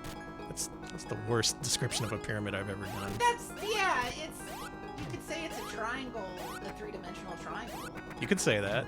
It's not, I guess it's... Anyway, it's a single-screen puzzle game in this context, where you're a little guy trying to get all the keys.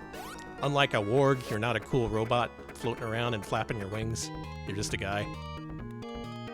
You might think of this as a Solomon's Key-like, almost. Oh, yeah. An angular cone, exactly. That works. Now this, in my opinion, is probably the right thing to do with the Sega Game Toshokan limitations, right? Because it's like, I think I fucked up. I think I fucked up, but good. We gotta kill my dude.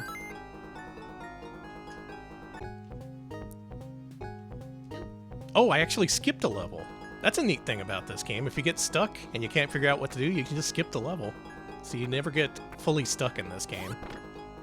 You can do things like stomp on the things, carry them around. I think later on there's enemies you encounter. What the hell was I about to say? This is the best thing you could do with this sort of limitations, right? Yeah. This very simple puzzle game concept, like we saw with Penguin Land, just with the ability to execute it a million different ways, so you can essentially have millions of different levels. And I guess that's why this was so popular. This really simple puzzle concept, something to keep you occupied while you download stuff over your Mega Modem. Why not? Why not have a good time with Pyramid Magic? Why not go with the pyramid magic? Let's see some Pyramid Magic too. Okay. This time with lightning. Fancy. He is kind of a green bongo, isn't he? He is very bongo with it. Guess what? It's more Pyramid Magic. Only this one is for super players. They expect you to already...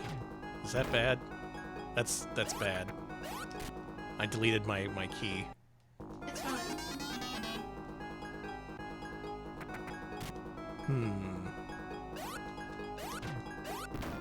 Okay, No, you got the app key. you got to grab it before the rock crushes it.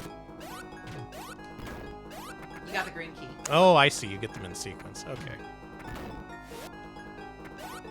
Look at that. An entire level where they didn't even need the entire screen space. Just the bare quadrant of it. There you go. We did it.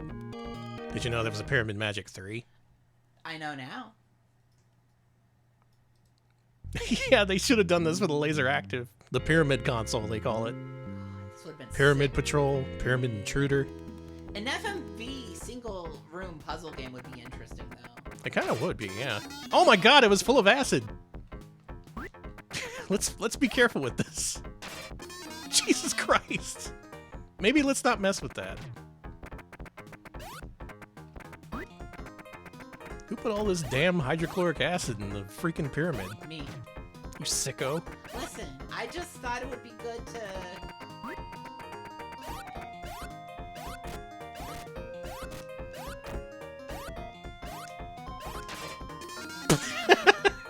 Good. Excellent.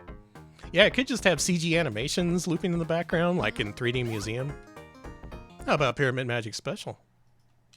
What's so special about this? It's more Pyramid Magic. Well, okay. I think this one is the greatest hits of all the best levels from the previous games.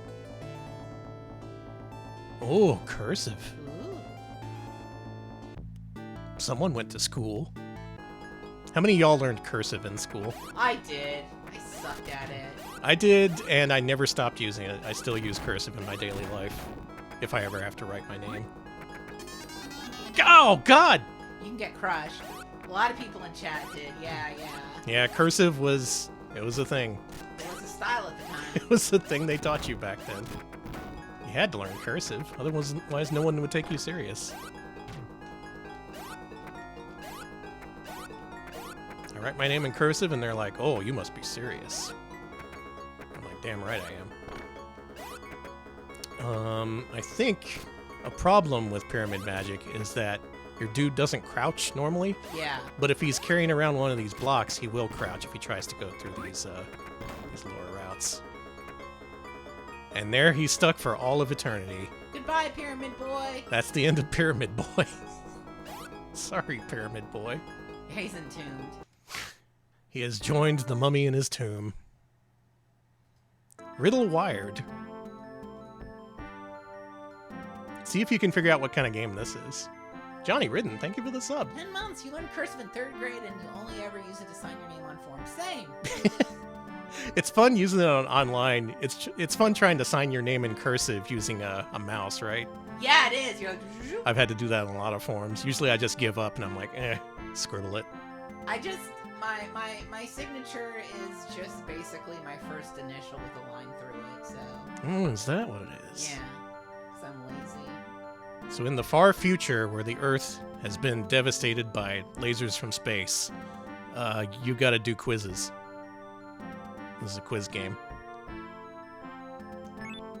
Actually surprised we didn't see more quiz games on this thing, considering that's really economical in terms of cartridge space. Excuse me, sir. Oh no, it's the quiz bully. There he goes.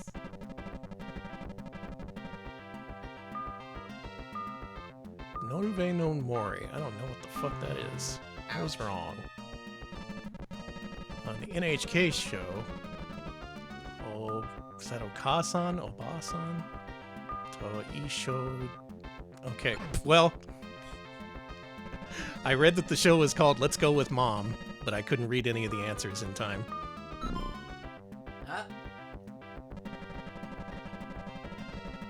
These games are a real challenge if you only know a little bit of Japanese, because you basically only can read, like, part of the question before your time is up.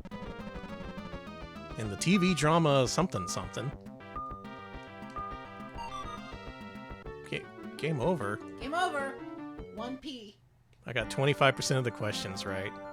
I wanted to beat up the quiz bully, though. Quiz bully, your ass is grass. Let's go. Let's take this outside. Yeah.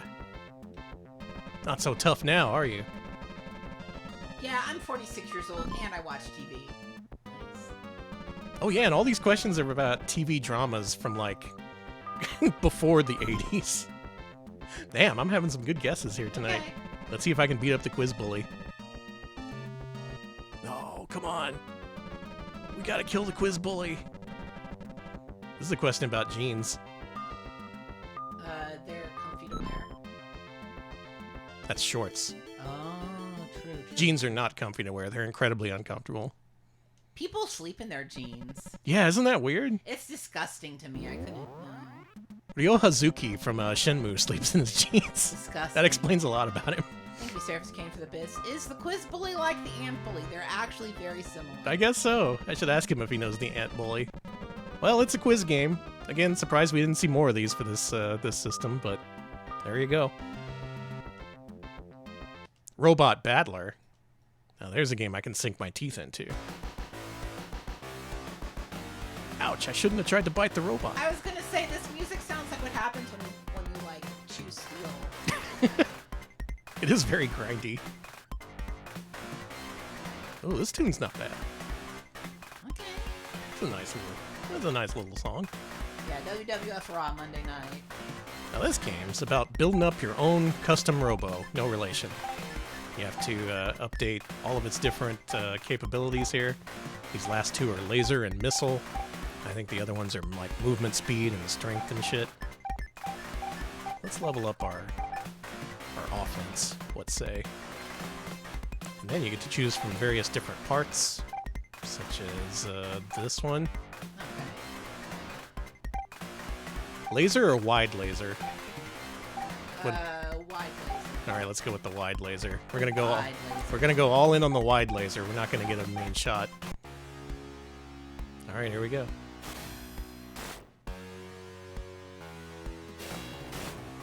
It's a one-on-one combat game. The neat part is that there is a two-player mode, so you can both individually level up your robots between battles.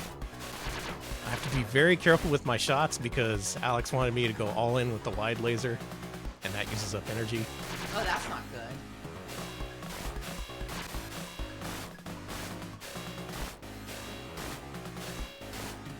This dude's got my number. I'm the guy on the left, by the way. Yeah. Oh, jeez. Sorry, I shouldn't have picked the worst weapon in the game. I'm making it work. We might do this. So it's basically Armored Core. I say without elaboration. Yeah, it is. You know? Oh. You! Hey, You there we won! go. Alex, you made the right choice. Wide laser, #1, baby. The wide laser wins. Always go with wide. The bigger the better. I was gonna say go wide or go home. Exactly. Smoke camel vibes. Let's level up our laser. Okay.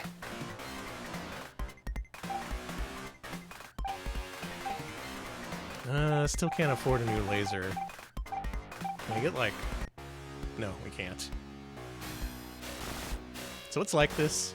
You get more money, which gets more parts, which gets better stats. Oh, you can shoot diagonally?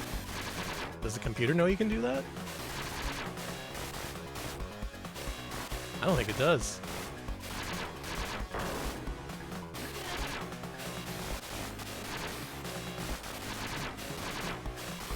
I think this is probably one of the more complex Sega game Toshokan games in that you can level up your character and specialize in different things. You can make a brute force robot or a wide laser robot, as we've done here, which actually works pretty well. I can see this being a little time waster. Yeah. Really, any game that you spend more than 6 minutes on, I would say is worth it, considering that's the download time for all these. I'm gonna level up my laser to 10. Man, you're strong.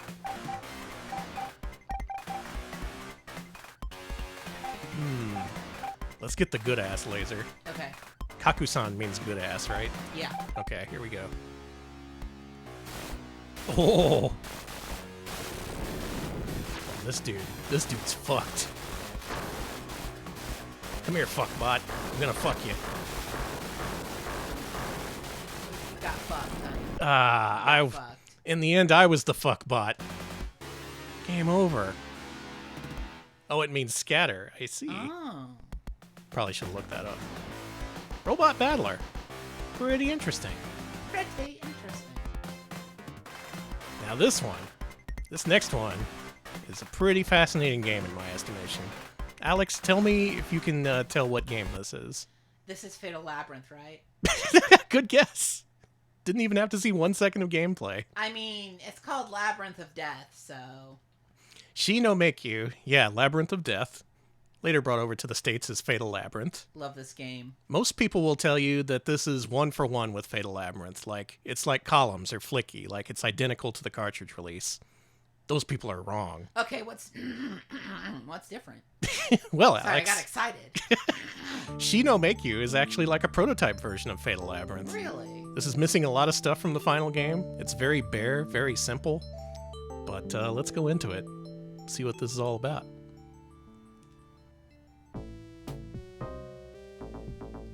There's Fatal Labyrinth and the theme from Fatal Labyrinth. And already, if you're a big Fatal Labyrinth head, like I am, you'll notice the interface is completely different. Nice. It's transparent, for one thing. It doesn't have a border or a background, so it's extra hard to see, which is good, I guess. You can obviously see how they updated this game for the later cartridge release. Yeah. I believe there's only one graphic tile set in this game, and there's only one music track, which is good because this is the best one. Otherwise, gameplay works exactly the same. You bump into the monsters, you kill them, and if you're unfamiliar with this game, this is a roguelike. In particular, it's very similar to the Shiren games, the Fushigi no Dungeon series, but way before those, like many years before. So if you're a big Torneko head, you owe it to Fatal Labyrinth. You also owe it to Toe Jam and Earl, but You really do. that's another story. A lot of this is very similar to what you see in the cartridge release. It's just less polished. Really, I think the transparent text over the game itself kind of doesn't work too well. No, it doesn't. I'm glad that they added backgrounds to the different things you could do. Oh, I have a staff. Let's see what that can do. Bonk people, probably. It's a bonking staff. Sure it can. As you go through this, you'll also see that it doesn't really divide up the monsters between floors. Like, I've played this before, and I've seen ninjas on floor 1, Oh, wow. which usually they wait till much later in the game to get you those. So this is really more of a proof of concept of Fatal Labyrinth more than anything. That didn't do shit.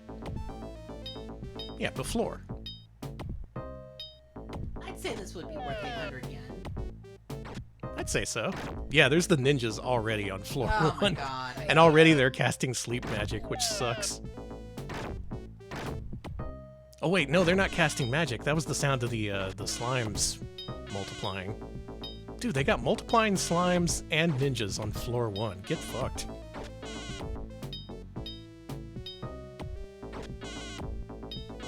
There's a lot more I'd like to confirm about this game, but I'd have to play through it myself. There's no videos of a complete playthrough of this particular version, Shi no Meikyu, and that's mostly because people assume this is the exact same game as Fatal Labyrinth.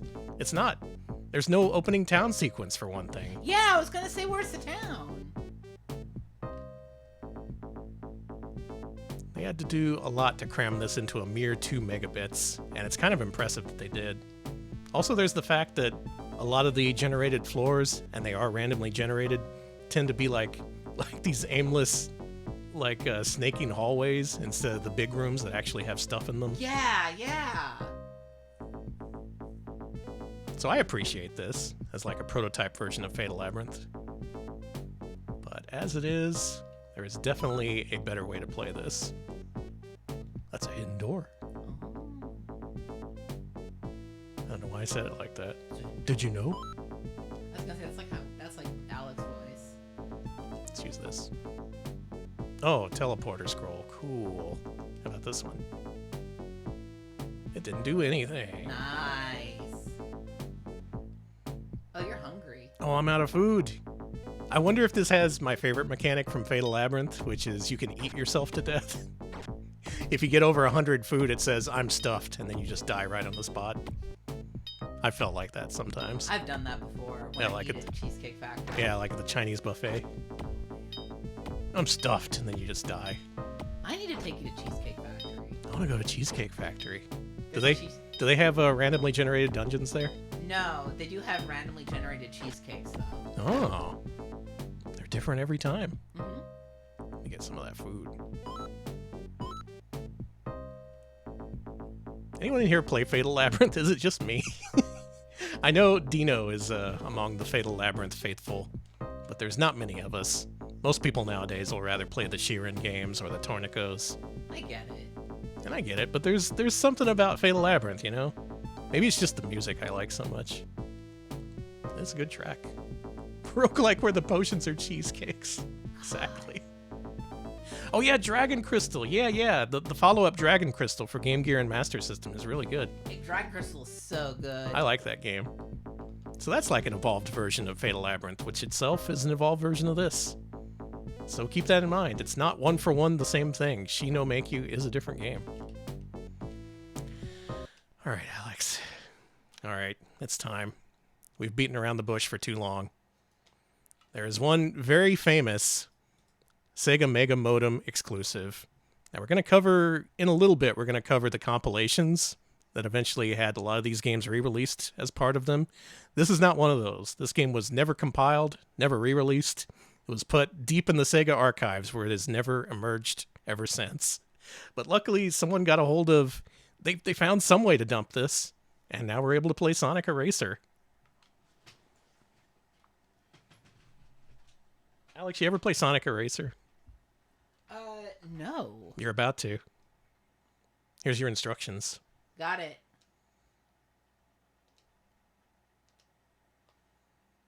All right, you ready? Yeah. You might want to... Why don't you crank up the music on this one? Okay. That's what most people remember this game for. All right, there we go. All right, get ready. Get your hot jams emotes out, because here we fucking go.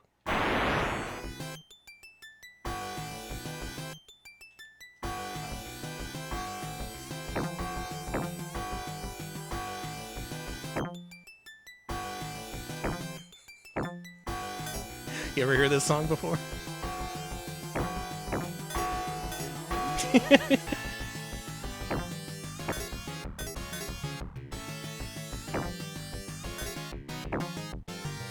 It's a good one. Sonic series really known for its music. I can see why. Concussion jams. Steel Foundry jams. That's what they play at the game Steel Foundry. Oh, I think I got a combo. Eh.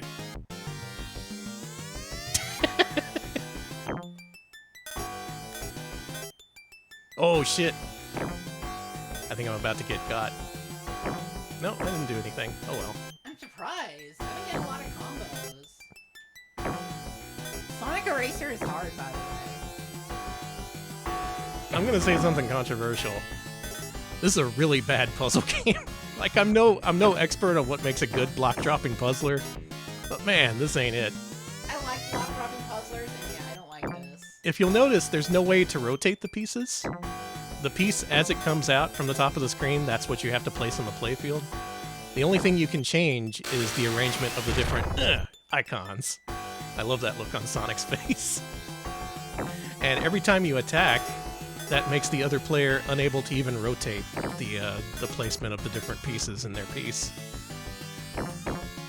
So you have very limited ways of placing the pieces on the playfield, and as you get attacked, even that gets taken away from you. It's pretty awesome.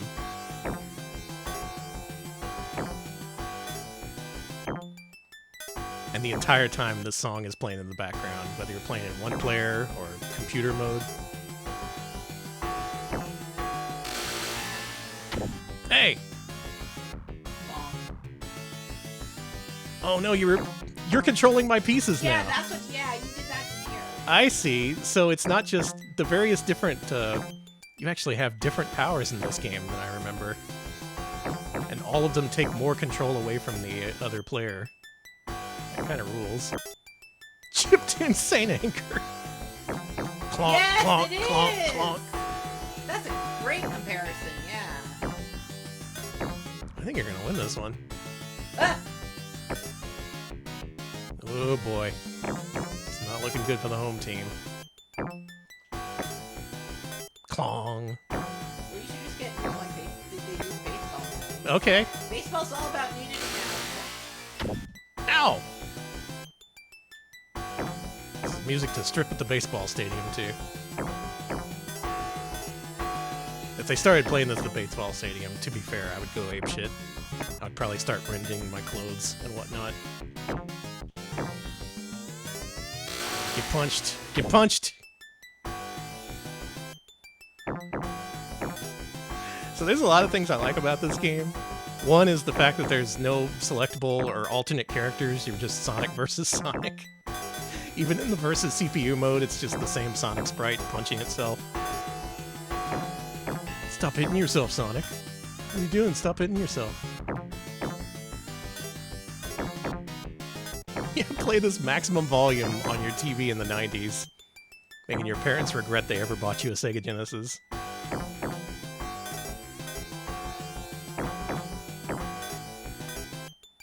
I'm somehow hanging in there. It's not gonna last much longer, though. Oh? Oh? Is that something? No, it's nothing. Come on, give me something. Work with me. Oh, you're not looking good either. Hey! I'm sorry. Sorry to say you did. Oh, damn it! You win. I won. Alex Oh, won shit. his first ever match of Sonic Eraser That I've ever played in my life. for the Sega Mega Modem. What do you think? That music, man. Isn't it incredible? It's insane. Yeah, yeah. Next time someone tells you, oh, the options menu music of Sonic Spinball is so terrible, it's the worst Sega Genesis music, just say, hang on, buddy, I got something for you. Let's play one more. Okay. Actually, what's 1P and 2P? Is that like you just both individually suffer? Yeah, what is that?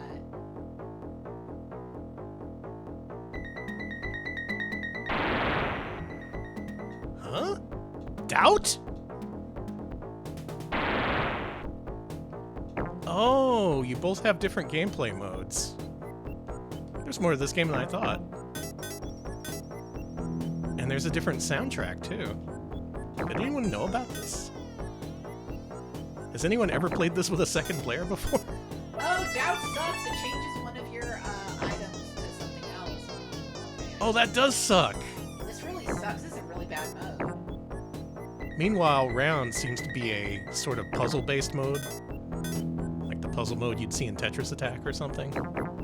Skiratory, thank you for the 100 bits. Hey, Crazy, it's your cousin Normal Buzz. Remember that new sound you're looking for? We'll listen to this. Thank you, Obscuratory. Thank you. Very much in the vein of Crazy Buzz, yeah. Damn, round mode at least seems to be somewhat playable. At least there's some sort of focus here. Or is doubt mode This just... music is also very weird. yeah, there's more weird jams.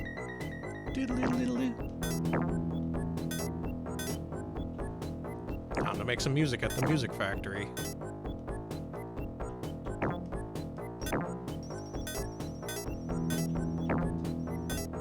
You know me, I'm the #1 Sega Genesis defender, but this is something I cannot defend. It's so terrible that it's actually loops around and becomes kind of awesome. It does, yeah. You're right, this music is really weird. Sorry. This is pretty little piano chimes. What are you doing here? Why would they think that doubt mode was a good idea? Like, you're barely able to place pieces where you want them to begin with, and then it's just not even the thing you wanted to put where you wanted.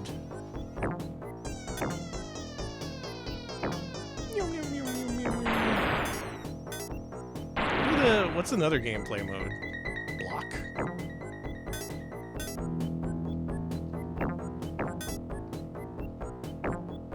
Block.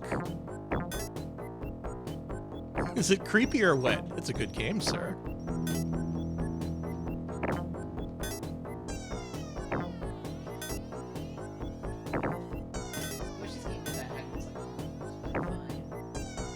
I do miss the metal pipe sounds.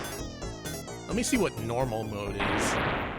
Also a big fan that normal isn't the default mode. Yeah. Alright folks, here you go. You see on the left side of the screen, normal. Oh, the things don't fall, see? That's block mode. Whoa, that sucks! What the hell? Oh my god. What did they do to this game?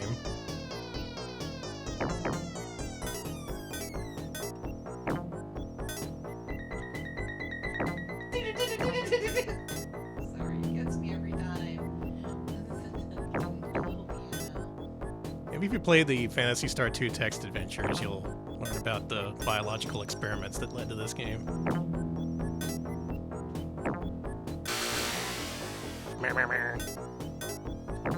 Alright, there's more gameplay modes than I thought in this, but also, do you want to play them? I mean, me? No. Maybe some freak, but this is anxiety music. I want to hear the other tune again. You want to do one last versus round? Yeah. Since we're probably never going to play this game on stream ever again. There is absolutely nothing to do with Sonic in that mode. Yeah, he's not even on screen. Here we go. Oh, there's my jam. Song of the summer. Metal pipe jams.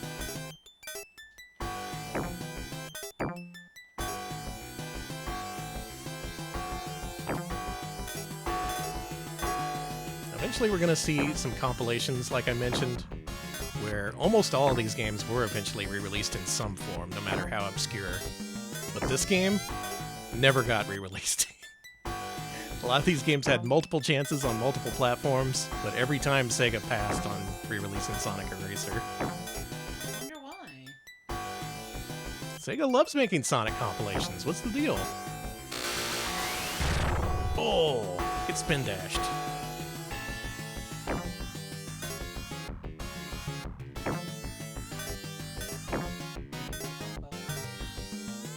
This is why preservation is important, because Sega sure as hell wasn't going to preserve this shit. Sega's like, this never happened. No, we've never made a bad Sonic game. What are you talking about? Ow.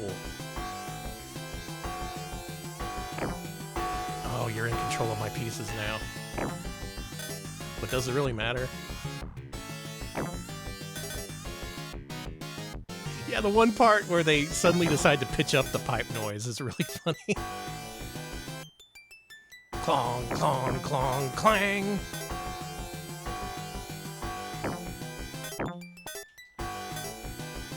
I'm fine. We're doing a lot better this time. I'm good. Also, the core gameplay mechanic is kind of like blockheaded to begin with, you know? Just because all you... Blockheaded. Because all you do is match up 2 pieces in a row. It's not even like Puyo Puyo where you have to do 4. It's just like 2, that's enough. It's good, we're good. Maybe the Puyo Puyo creators saw this and they were like, wait a minute, what if you matched 4? Would that really change anything? Would that make a better game? We should probably try that out.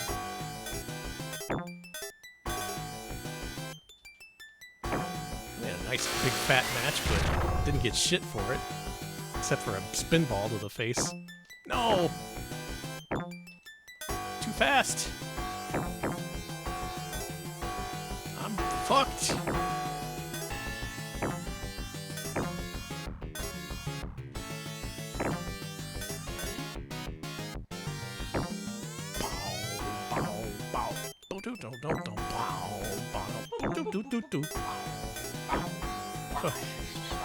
Fucking Casio jams.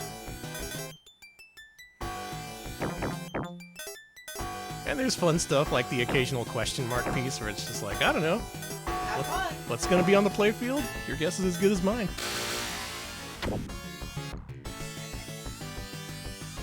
The unique sprites for this are so funny. For some reason, there's no sprite in any other Sonic game of Sonic punching something.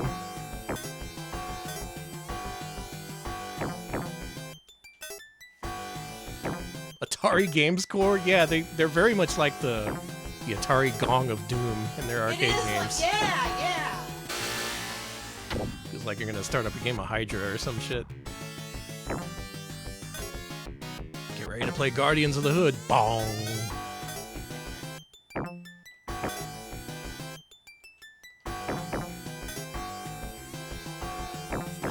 Something I've noticed, just based on these 2 versus games we played, it's less like who's better at the game and who loses first, you know? Yeah.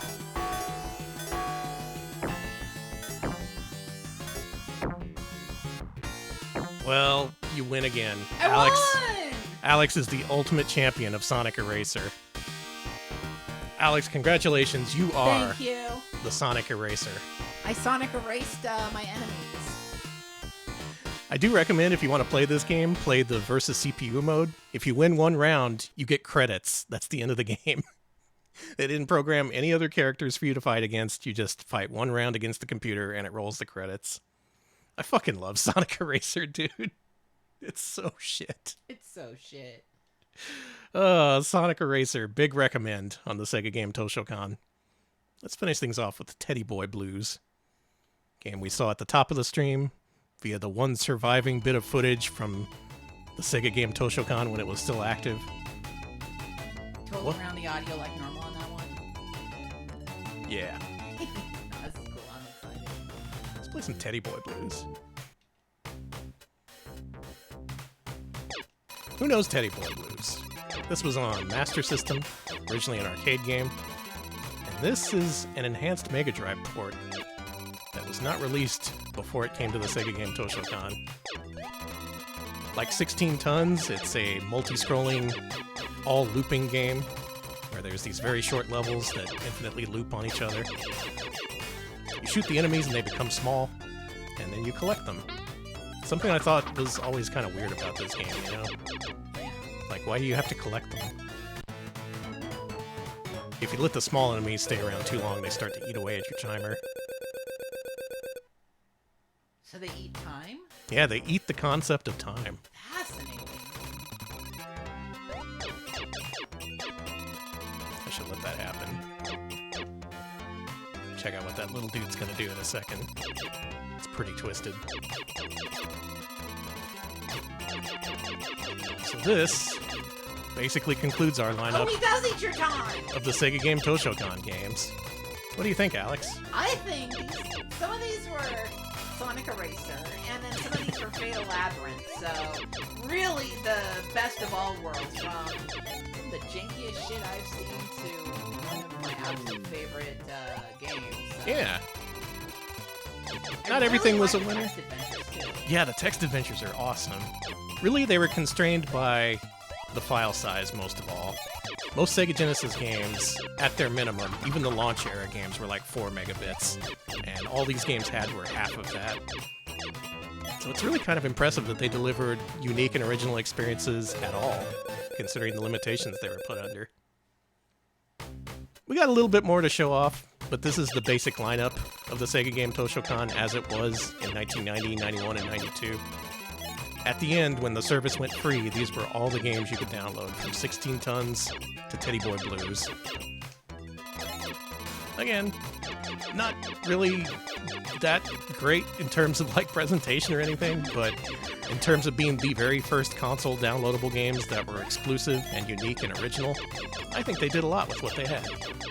That's really what Sega's all about. Innovating to the point where no one noticed, but they put a lot of effort into it anyway. That's the Sega motto. And hey, Teddy Boy becomes an angel in this one, just like the Master System one. This Bless you, Teddy's Teddy going Boy. to heaven. You've lived a good life. You get to enjoy the kingdom of heaven.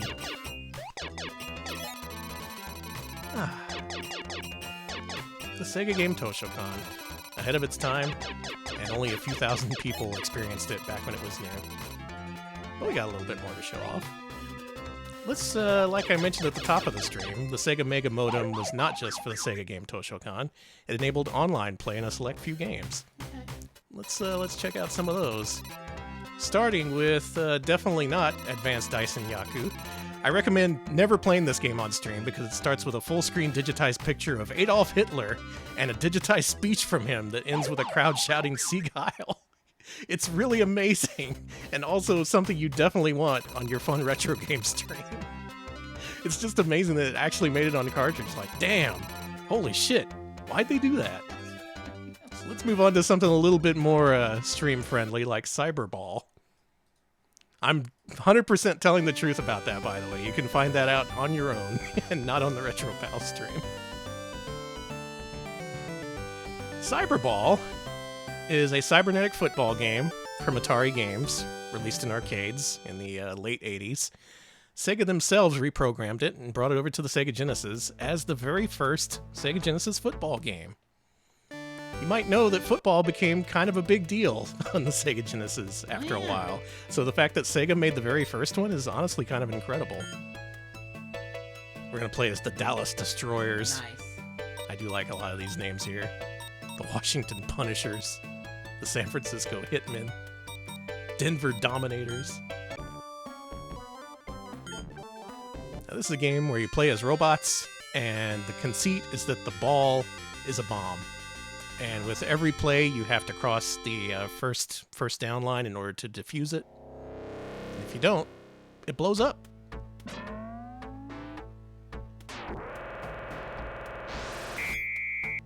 Now, according to Cyberball lovers out there, that being Jeff Gersman, this is apparently a pretty good port.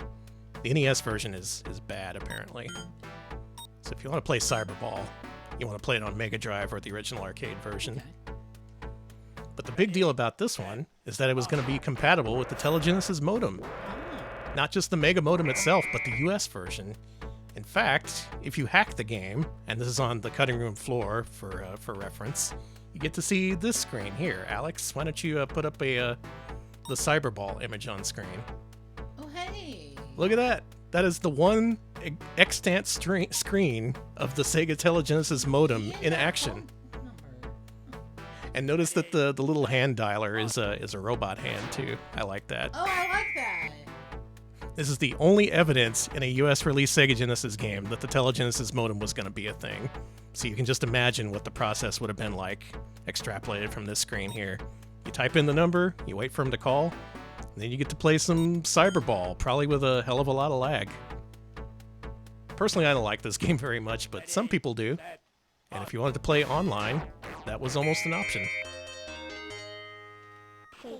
I got a damn safety scored on me. Sorry, honey. Other games that use the modem, which we're probably not going to see more of because, honestly, they probably error out really early. But we'll load them up anyway. Others include GoNet. You want to take a guess about what this one is?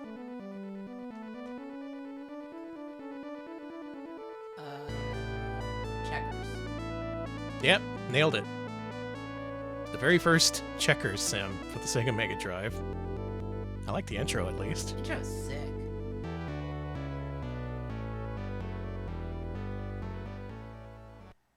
And like many of these modem exclusive games, you can load them up in an emulator, and right off the bat, it's like, hey, where's the fucking modem? What's wrong with you? Turn off the system. Put the modem in. Where's your modem? You can see here, the first option is connect to the network. This is, you can get mail from GoNet if you want to send challenge emails to your friends via GoNet. You can do that. You can set up templates as well as like signatures and your own name. Huh. There's various other options you can put in here. You can tell which phone number to dial, all this other stuff. But really, I'm just beating around the bush. There's nothing to see here. Look at that. DDX ID? What's your DDX ID? 2. Haha! I got in early. I'm gonna hack you now. Aw, man. So it's neat that the ROMs exist, but you can't really do much with them without modem support. Let's see how far we can get in Nikon Sports Pro Yaku Van.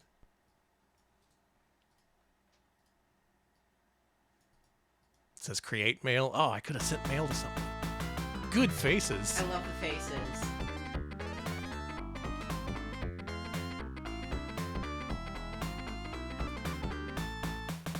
Now, this being over phone lines and probably not even 28.8K, definitely not 56K, that's for sure, to say nothing of cable modem speeds. A lot of these games seem to be sports sims or table game sims, that is Mahjong, Go, and those sorts of things. Offline menu. Can we do something here? Oh, it's saying there's no data here. I guess you need to connect to the network to even have offline data. But you can build teams, look at baseballs, look at famous baseballs from various different eras. That might be fun. That sounds more like a CDI game. This is what baseballs looked like in the 1800s. They were made of animal skin. Very nice. That's why they call it the old pigskin. San, actually a much later release for the Sega Genesis. I guess there were some existing Sega Mega Modem users who wanted more games, and a couple of people answered the call for that. This is San. Copyright San. Okay.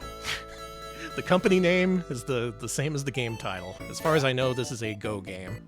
It is Go. Mm-hmm. And just like the other games, we're not going to get very far in this one.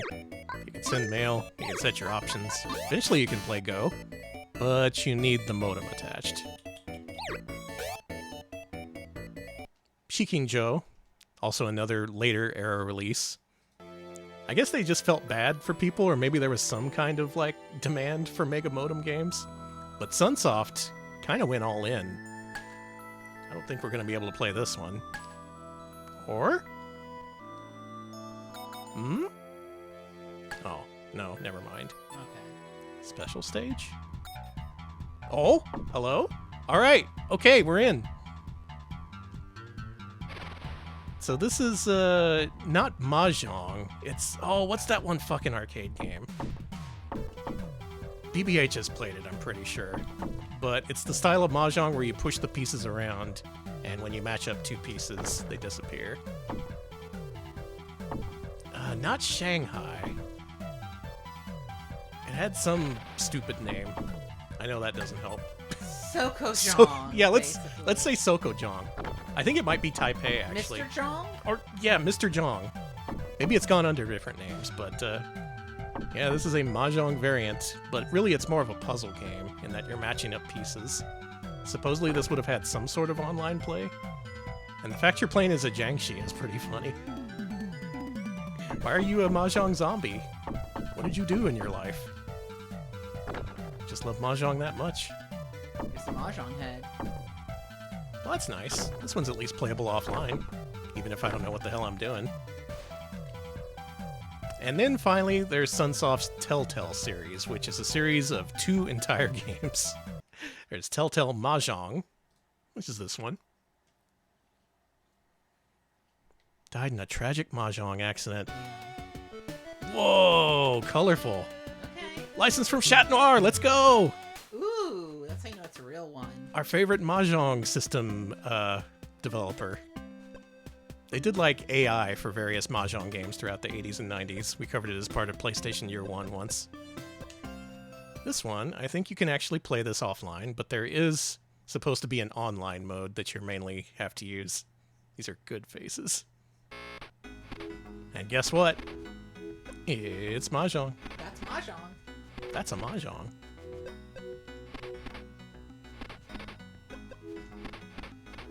We can't play this. It's not Mahjong Monday. Yeah. I'm technically breaking the rules right now. But if you wanted to play Mahjong online with your friends, you could play Telltale Mahjong. And you could also play Telltale Stadium, which is a baseball game. Oh. Yeah! Sunsoft, they did a baseball. We did baseball or Sunsoft.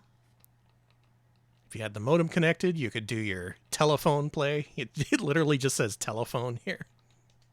But let's check out the actual game itself. You might be thinking, how could baseball be done over like a really slow telephone connection in 1990? Well, is this a gun? Yeah.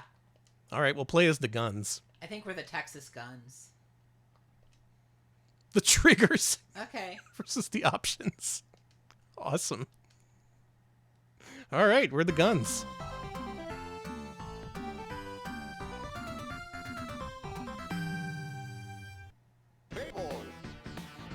Now, you may know baseball, pretty popular on consoles back then, to say the least. Dozens and dozens of baseball games littered the Famicom and Sega Mega Drive library. This one's different, though. You don't actually play it. You're just the coach in this. Oh. So that's how they did this over... Oh my god! You okay? It's okay. That's how they did this over a telephone line. You would just basically enter the managerial options and then set your team to go. Just be like, all right, boys, play some baseball. The umpire does have a very prominent ass. He really does. This game's ass rendering technology is pretty good. But also, I haven't touched the controller over the last minute. The game's just been playing itself. Now, you could bring up a menu that tells your players what to do. This one, it's telling him how to bat. Yeah, do good batting instead of bad batting. Let's see if that works. Dumpire. This is a subgenre of sports games, most often seen on computers, the managerial sims. Still, it's kind of strange to see it on a console as far back as 1990. But I guess that's the best way to do it if you want to do online play. Probably the only way of doing it, because I can't see, like, you know, pushing the button to swing the bat and having that travel over the phone line in time for it to actually connect, you know? Once again, limitations at play here and them just doing their best. But for what it's worth, this game has a full season mode, so if you want to play 161 simulated managed games of baseball, you can play Telltale Stadium for Mega Drive. It's even got voice samples. You like the voice samples. There's one bad thing about this game, though. What? No Tommy Lasorda. True. If you're gonna play a Sega Genesis baseball game, it better have Tommy Lasorda in it. Oh, God, what are you doing? You guys suck. Do you know what baseball is? Jesus. Anyway, I guess I'm not coaching well enough. I should have hit the option to actually catch the ball when you throw it to home plate instead of just letting it whiz past you. Alright, there's our online-enabled Sega Mega Modem games. But we're not quite done yet. We got some obscurities to go through first. But first of all, let's briefly talk about some lost games. There was a whole bunch of Mega Modem games that did get released and were part of the game Toshokan experience. You could only download them over a limited time, though, and I guess those were not preserved in the time that they were up. There were 6 games in the Kinetic Connection series for the Sega Mega Drive. That's those jigsaw puzzle games where the background moves, making it more difficult to tell what's going on. There was actually 5 of those, and 2 of them involved Ney from Phantasy Star 2. Love that Ney. Love that Ney. Apparently they did too. There was also a spin-off of Pyramid Magic called Pyramid Magic Soshuhen that has not been preserved. No one knows anything about it. They also, curiously enough, released a few programs that allowed you to play music from Mega Drive games. Way back when, before people started releasing soundtrack CDs and stuff, you could download individual programs that allowed you to play the music from Bonanza Brothers, Phantasy Star 3, and Sonic the Hedgehog. Yeah, you could listen to Sonic music outside the game, even though the game had a sound test. But okay. Don't worry about it. Other lost games include Sega Net News, which I can only assume just like was a newsletter format style thing.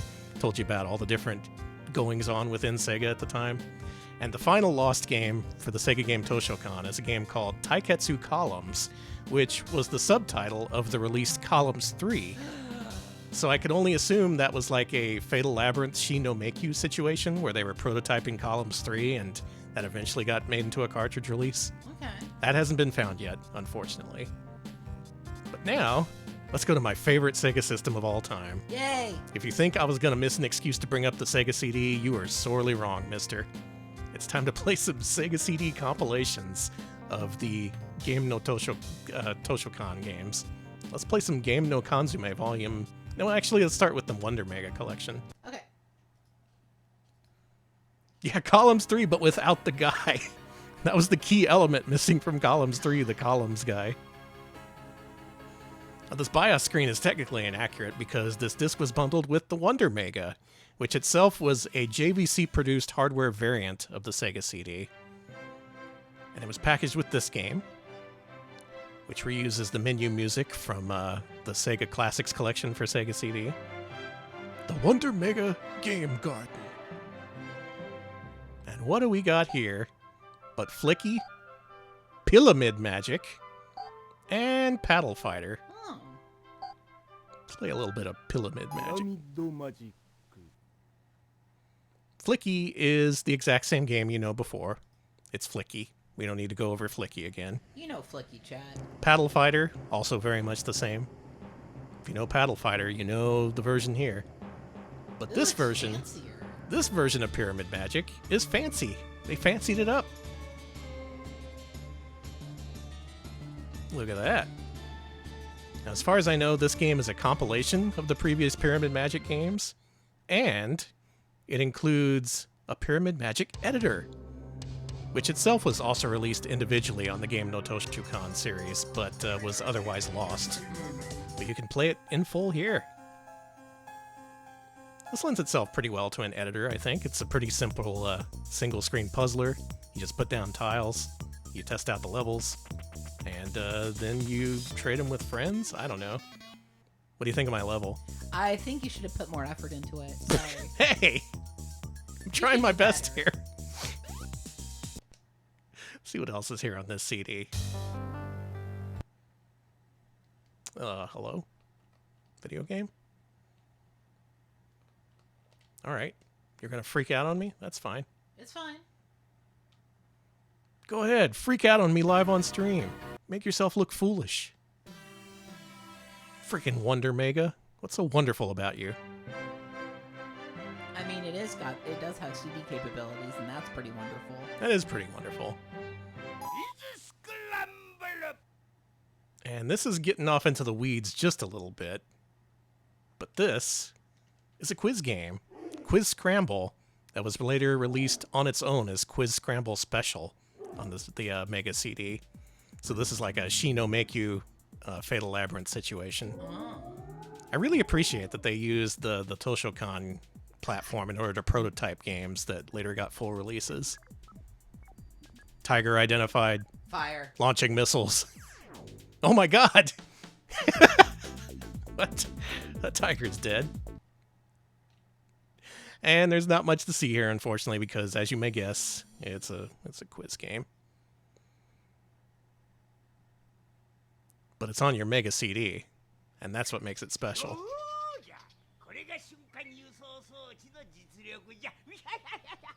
Talk it up, Quizman. It's the Japanese Professor Finkel. If any of y'all missed our Finkel blowout stream on Monday, I recommend catching up on that. Please watch it. And this game is but a taste of the quiz action offered in Quiz Scramble Special. Hey! That's a full motion tiger. And he's pissed. And now he's going to ask us quiz questions. I like him.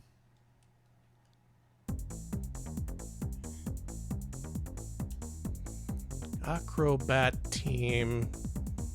Roski. I don't know about acrobat teams. I guess I'm going to get eaten by a tiger. Rip Danny. So that's something. That was, I believe, the first time any of these Sega Game Toshokan games ever got re-released in a format that wasn't digitally. But guess what? They did it again. They did it as part of the Game no Kanzume series, which looks like this. It comes in a little can. Yeah, it comes in this little plastic outer box that you open up, and there's a metal can inside that houses the game CD. I used to own these, and I have since sold them since they're kind of a pain in the ass to display. If you don't have the outer box, the cans just kind of roll away on their own. Also, they're really prone to rusting, so if you open them up, like, you get a lot of rust flakes on your Sega CD disc. It's kind of gross, but still, it's an interesting way of packaging them. Haven't really seen that for other games. As for what they actually are, did Team 17 ever sell worms in a can? They should have. Delicious game worms. Sega.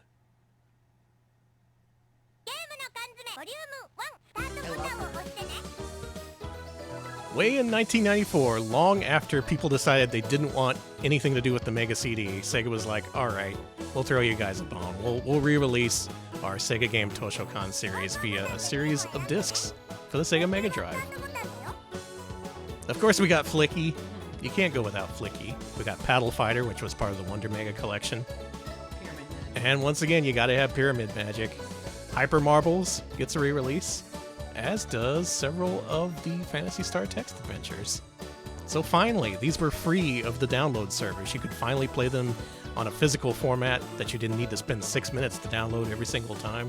That's pretty nice.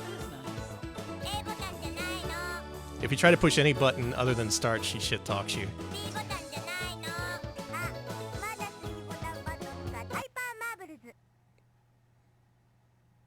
She's like, A button's not used here. Not the B button. You push the C button. Don't do that.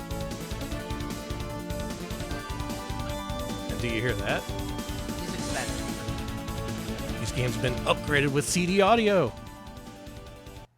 You could play marbles with Red Book audio. Too bad they didn't put Sonic Eraser on this. Yeah, seriously.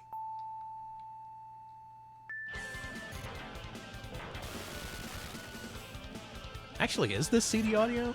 Maybe it's using the Sega CD internal sound chip, which is also good. It sounds like, no, the guitars sound like CD audio. Oh, okay. Damn, all right. Sega going all out for something no one cares about. That's the Sega way, baby. So not only do you not have to wait 6 minutes to play Hyper Marbles, but you can play it in enhanced form with CD audio. And if you've ever loaded up these Game no Kanzume collections and wondered what the hell they were, well, now you know. Other than that, pretty much the same game. The game you know and love, Hyper Marbles. Hyper Marbles. Of course, there was a Volume 2, which itself came on its own separate disc. I think the one I got for this was really fucked up. This was like, the can was almost rusted shut when I bought this from Japan. Someone like stored it near the sea or something. Don't do that. Can you hot swap the CD and listen to Eiffel 65? Maybe. Maybe if you can, like, jam the door sensor open. Love her. I do like the mascot they gave to the Game no Kanzume collection. She's got a different outfit this time. It's purple. It's purple. I like it. Someone draw me in that outfit. Yeah. Do it. This one has many more games. A lot of the text adventures, as well as a warg. Remember a warg? 16 tons. 16 Tons got its re-release here. So did Robot Battler and Teddy Boy Blues, Metal City. Putter Golf got on here. Now here's something interesting. This claims to be Shi no Make-You, right? Well, let's load this up and see what this is. This ain't Shi no Make-You. Hey, it's not. This is fucking Fatal Labyrinth. More so than that, it's a Japanese version of Fatal Labyrinth, which was never actually released in Japan before this. Cool. The Shi no Make-You that got released in Japan never got an equivalent release otherwise. The US release, Fatal Labyrinth, never got a cartridge release in Japan. So if you want to play Fatal Labyrinth in Japanese, you got to play it here on the Mega CD. And this has an enhanced soundtrack, as well as the opening sequence here in town.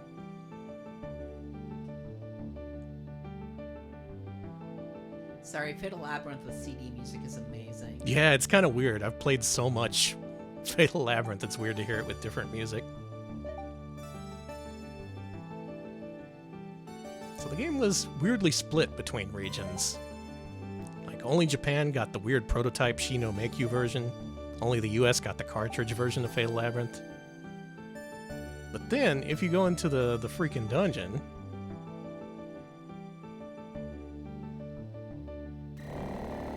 Fart. Okay.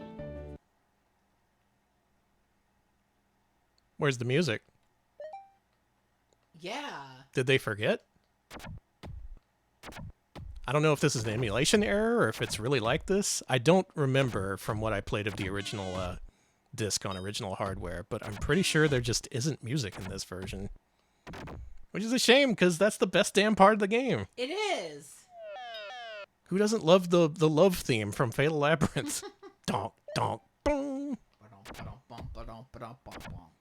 In retrospect, it's kind of Sonic Eraser-esque, isn't it?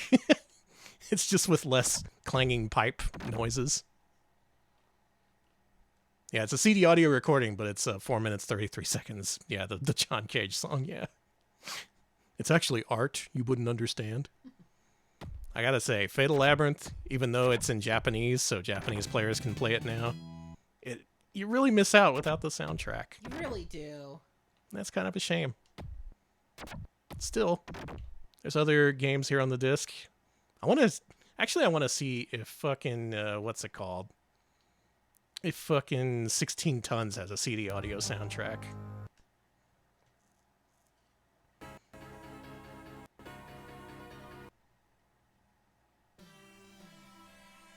I guess the US got the definitive Fatal Labyrinth, didn't it? Mm-hmm. Considering we have a widely available cartridge version. You don't need peripherals or an online connection to play it. And it's got the music.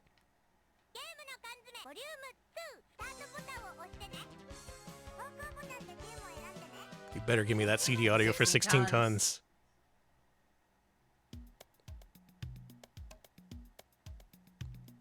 Is this CD audio?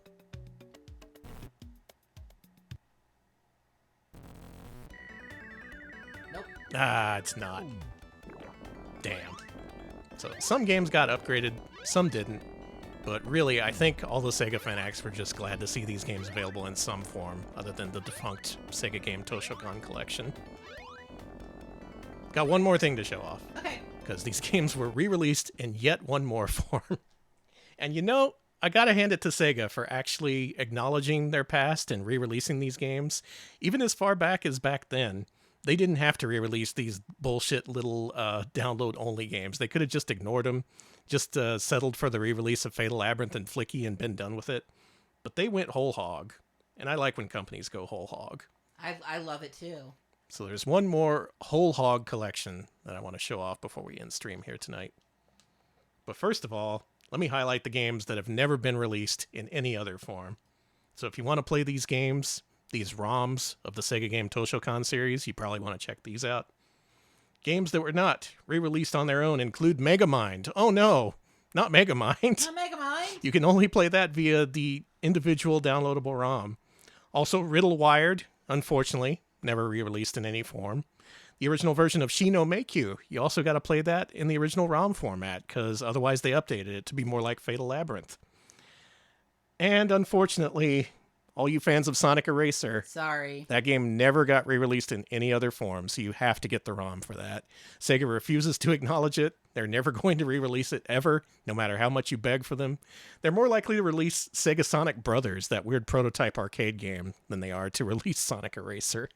I think that's one of the few games Sega is legitimately ashamed of, as they probably should be. But we got one last collection. This last collection called Game no Kanzume Otokuyo. She's back. She's back and she's got a new outfit. Sega Channel. And who's that? The little bird mascot of the Sega Channel. So help me God, this overlaps with the Sega Channel. Just to add confusion to everything. So we got the MegaNet, the SegaNet, the Sega Game Toshokan, and now the Sega Channel has brought itself into the situation to make things even more confusing. Now the Sega Channel was also available in Japan. It had a unique lineup of downloadable retail games, not unique downloadable games like the Game Toshokan series. But this was somehow a separate thing from the US Sega Channel. It didn't share any of the technology. It used a different sort of format than cable TV downloads.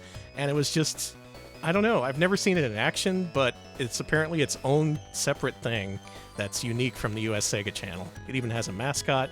It had its own unique games. There was a version of Dyna Brothers that was only available via that.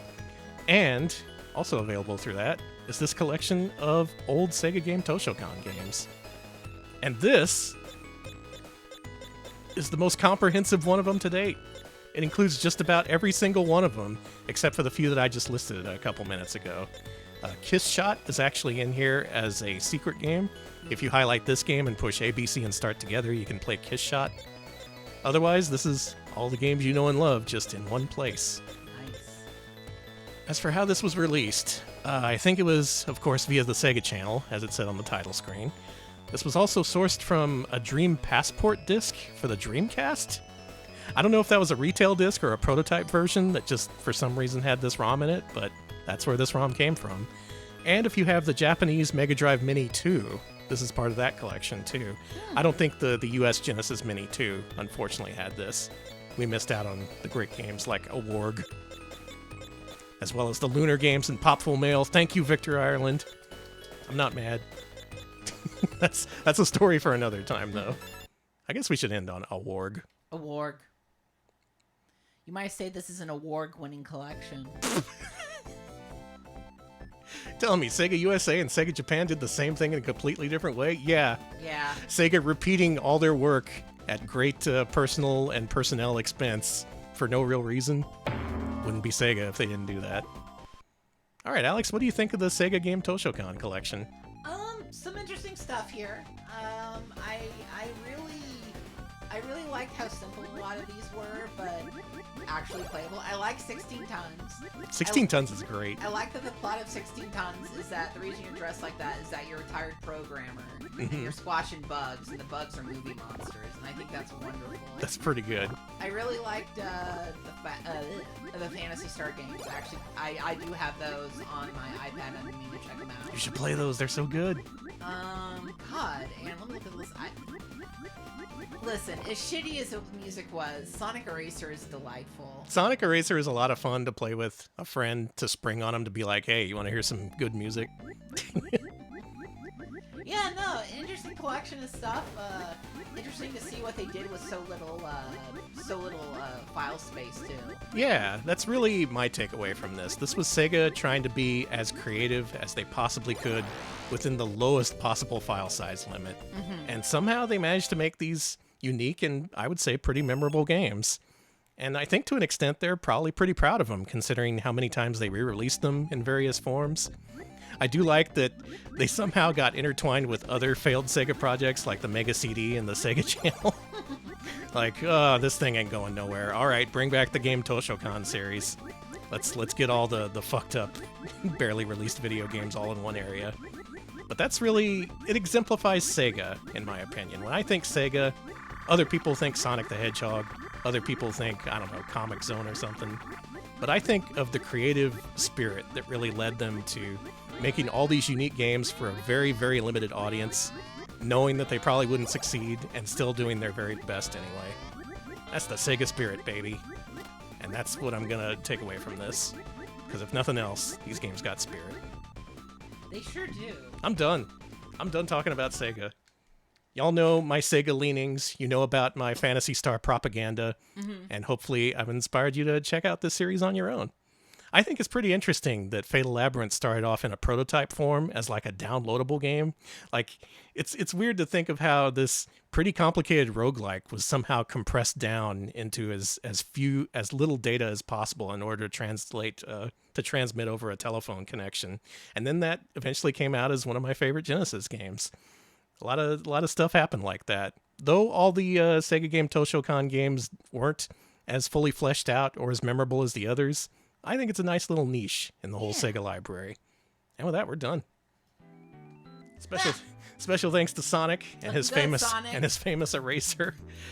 It's a shame that there weren't more characters in that game, so it was just Sonic beating up on Sonic. Maybe that's I don't know, that's a parable or something. He's got depression and he's always beating himself up. He is his own worst enemy, that Sonic. You gotta feel bad for him.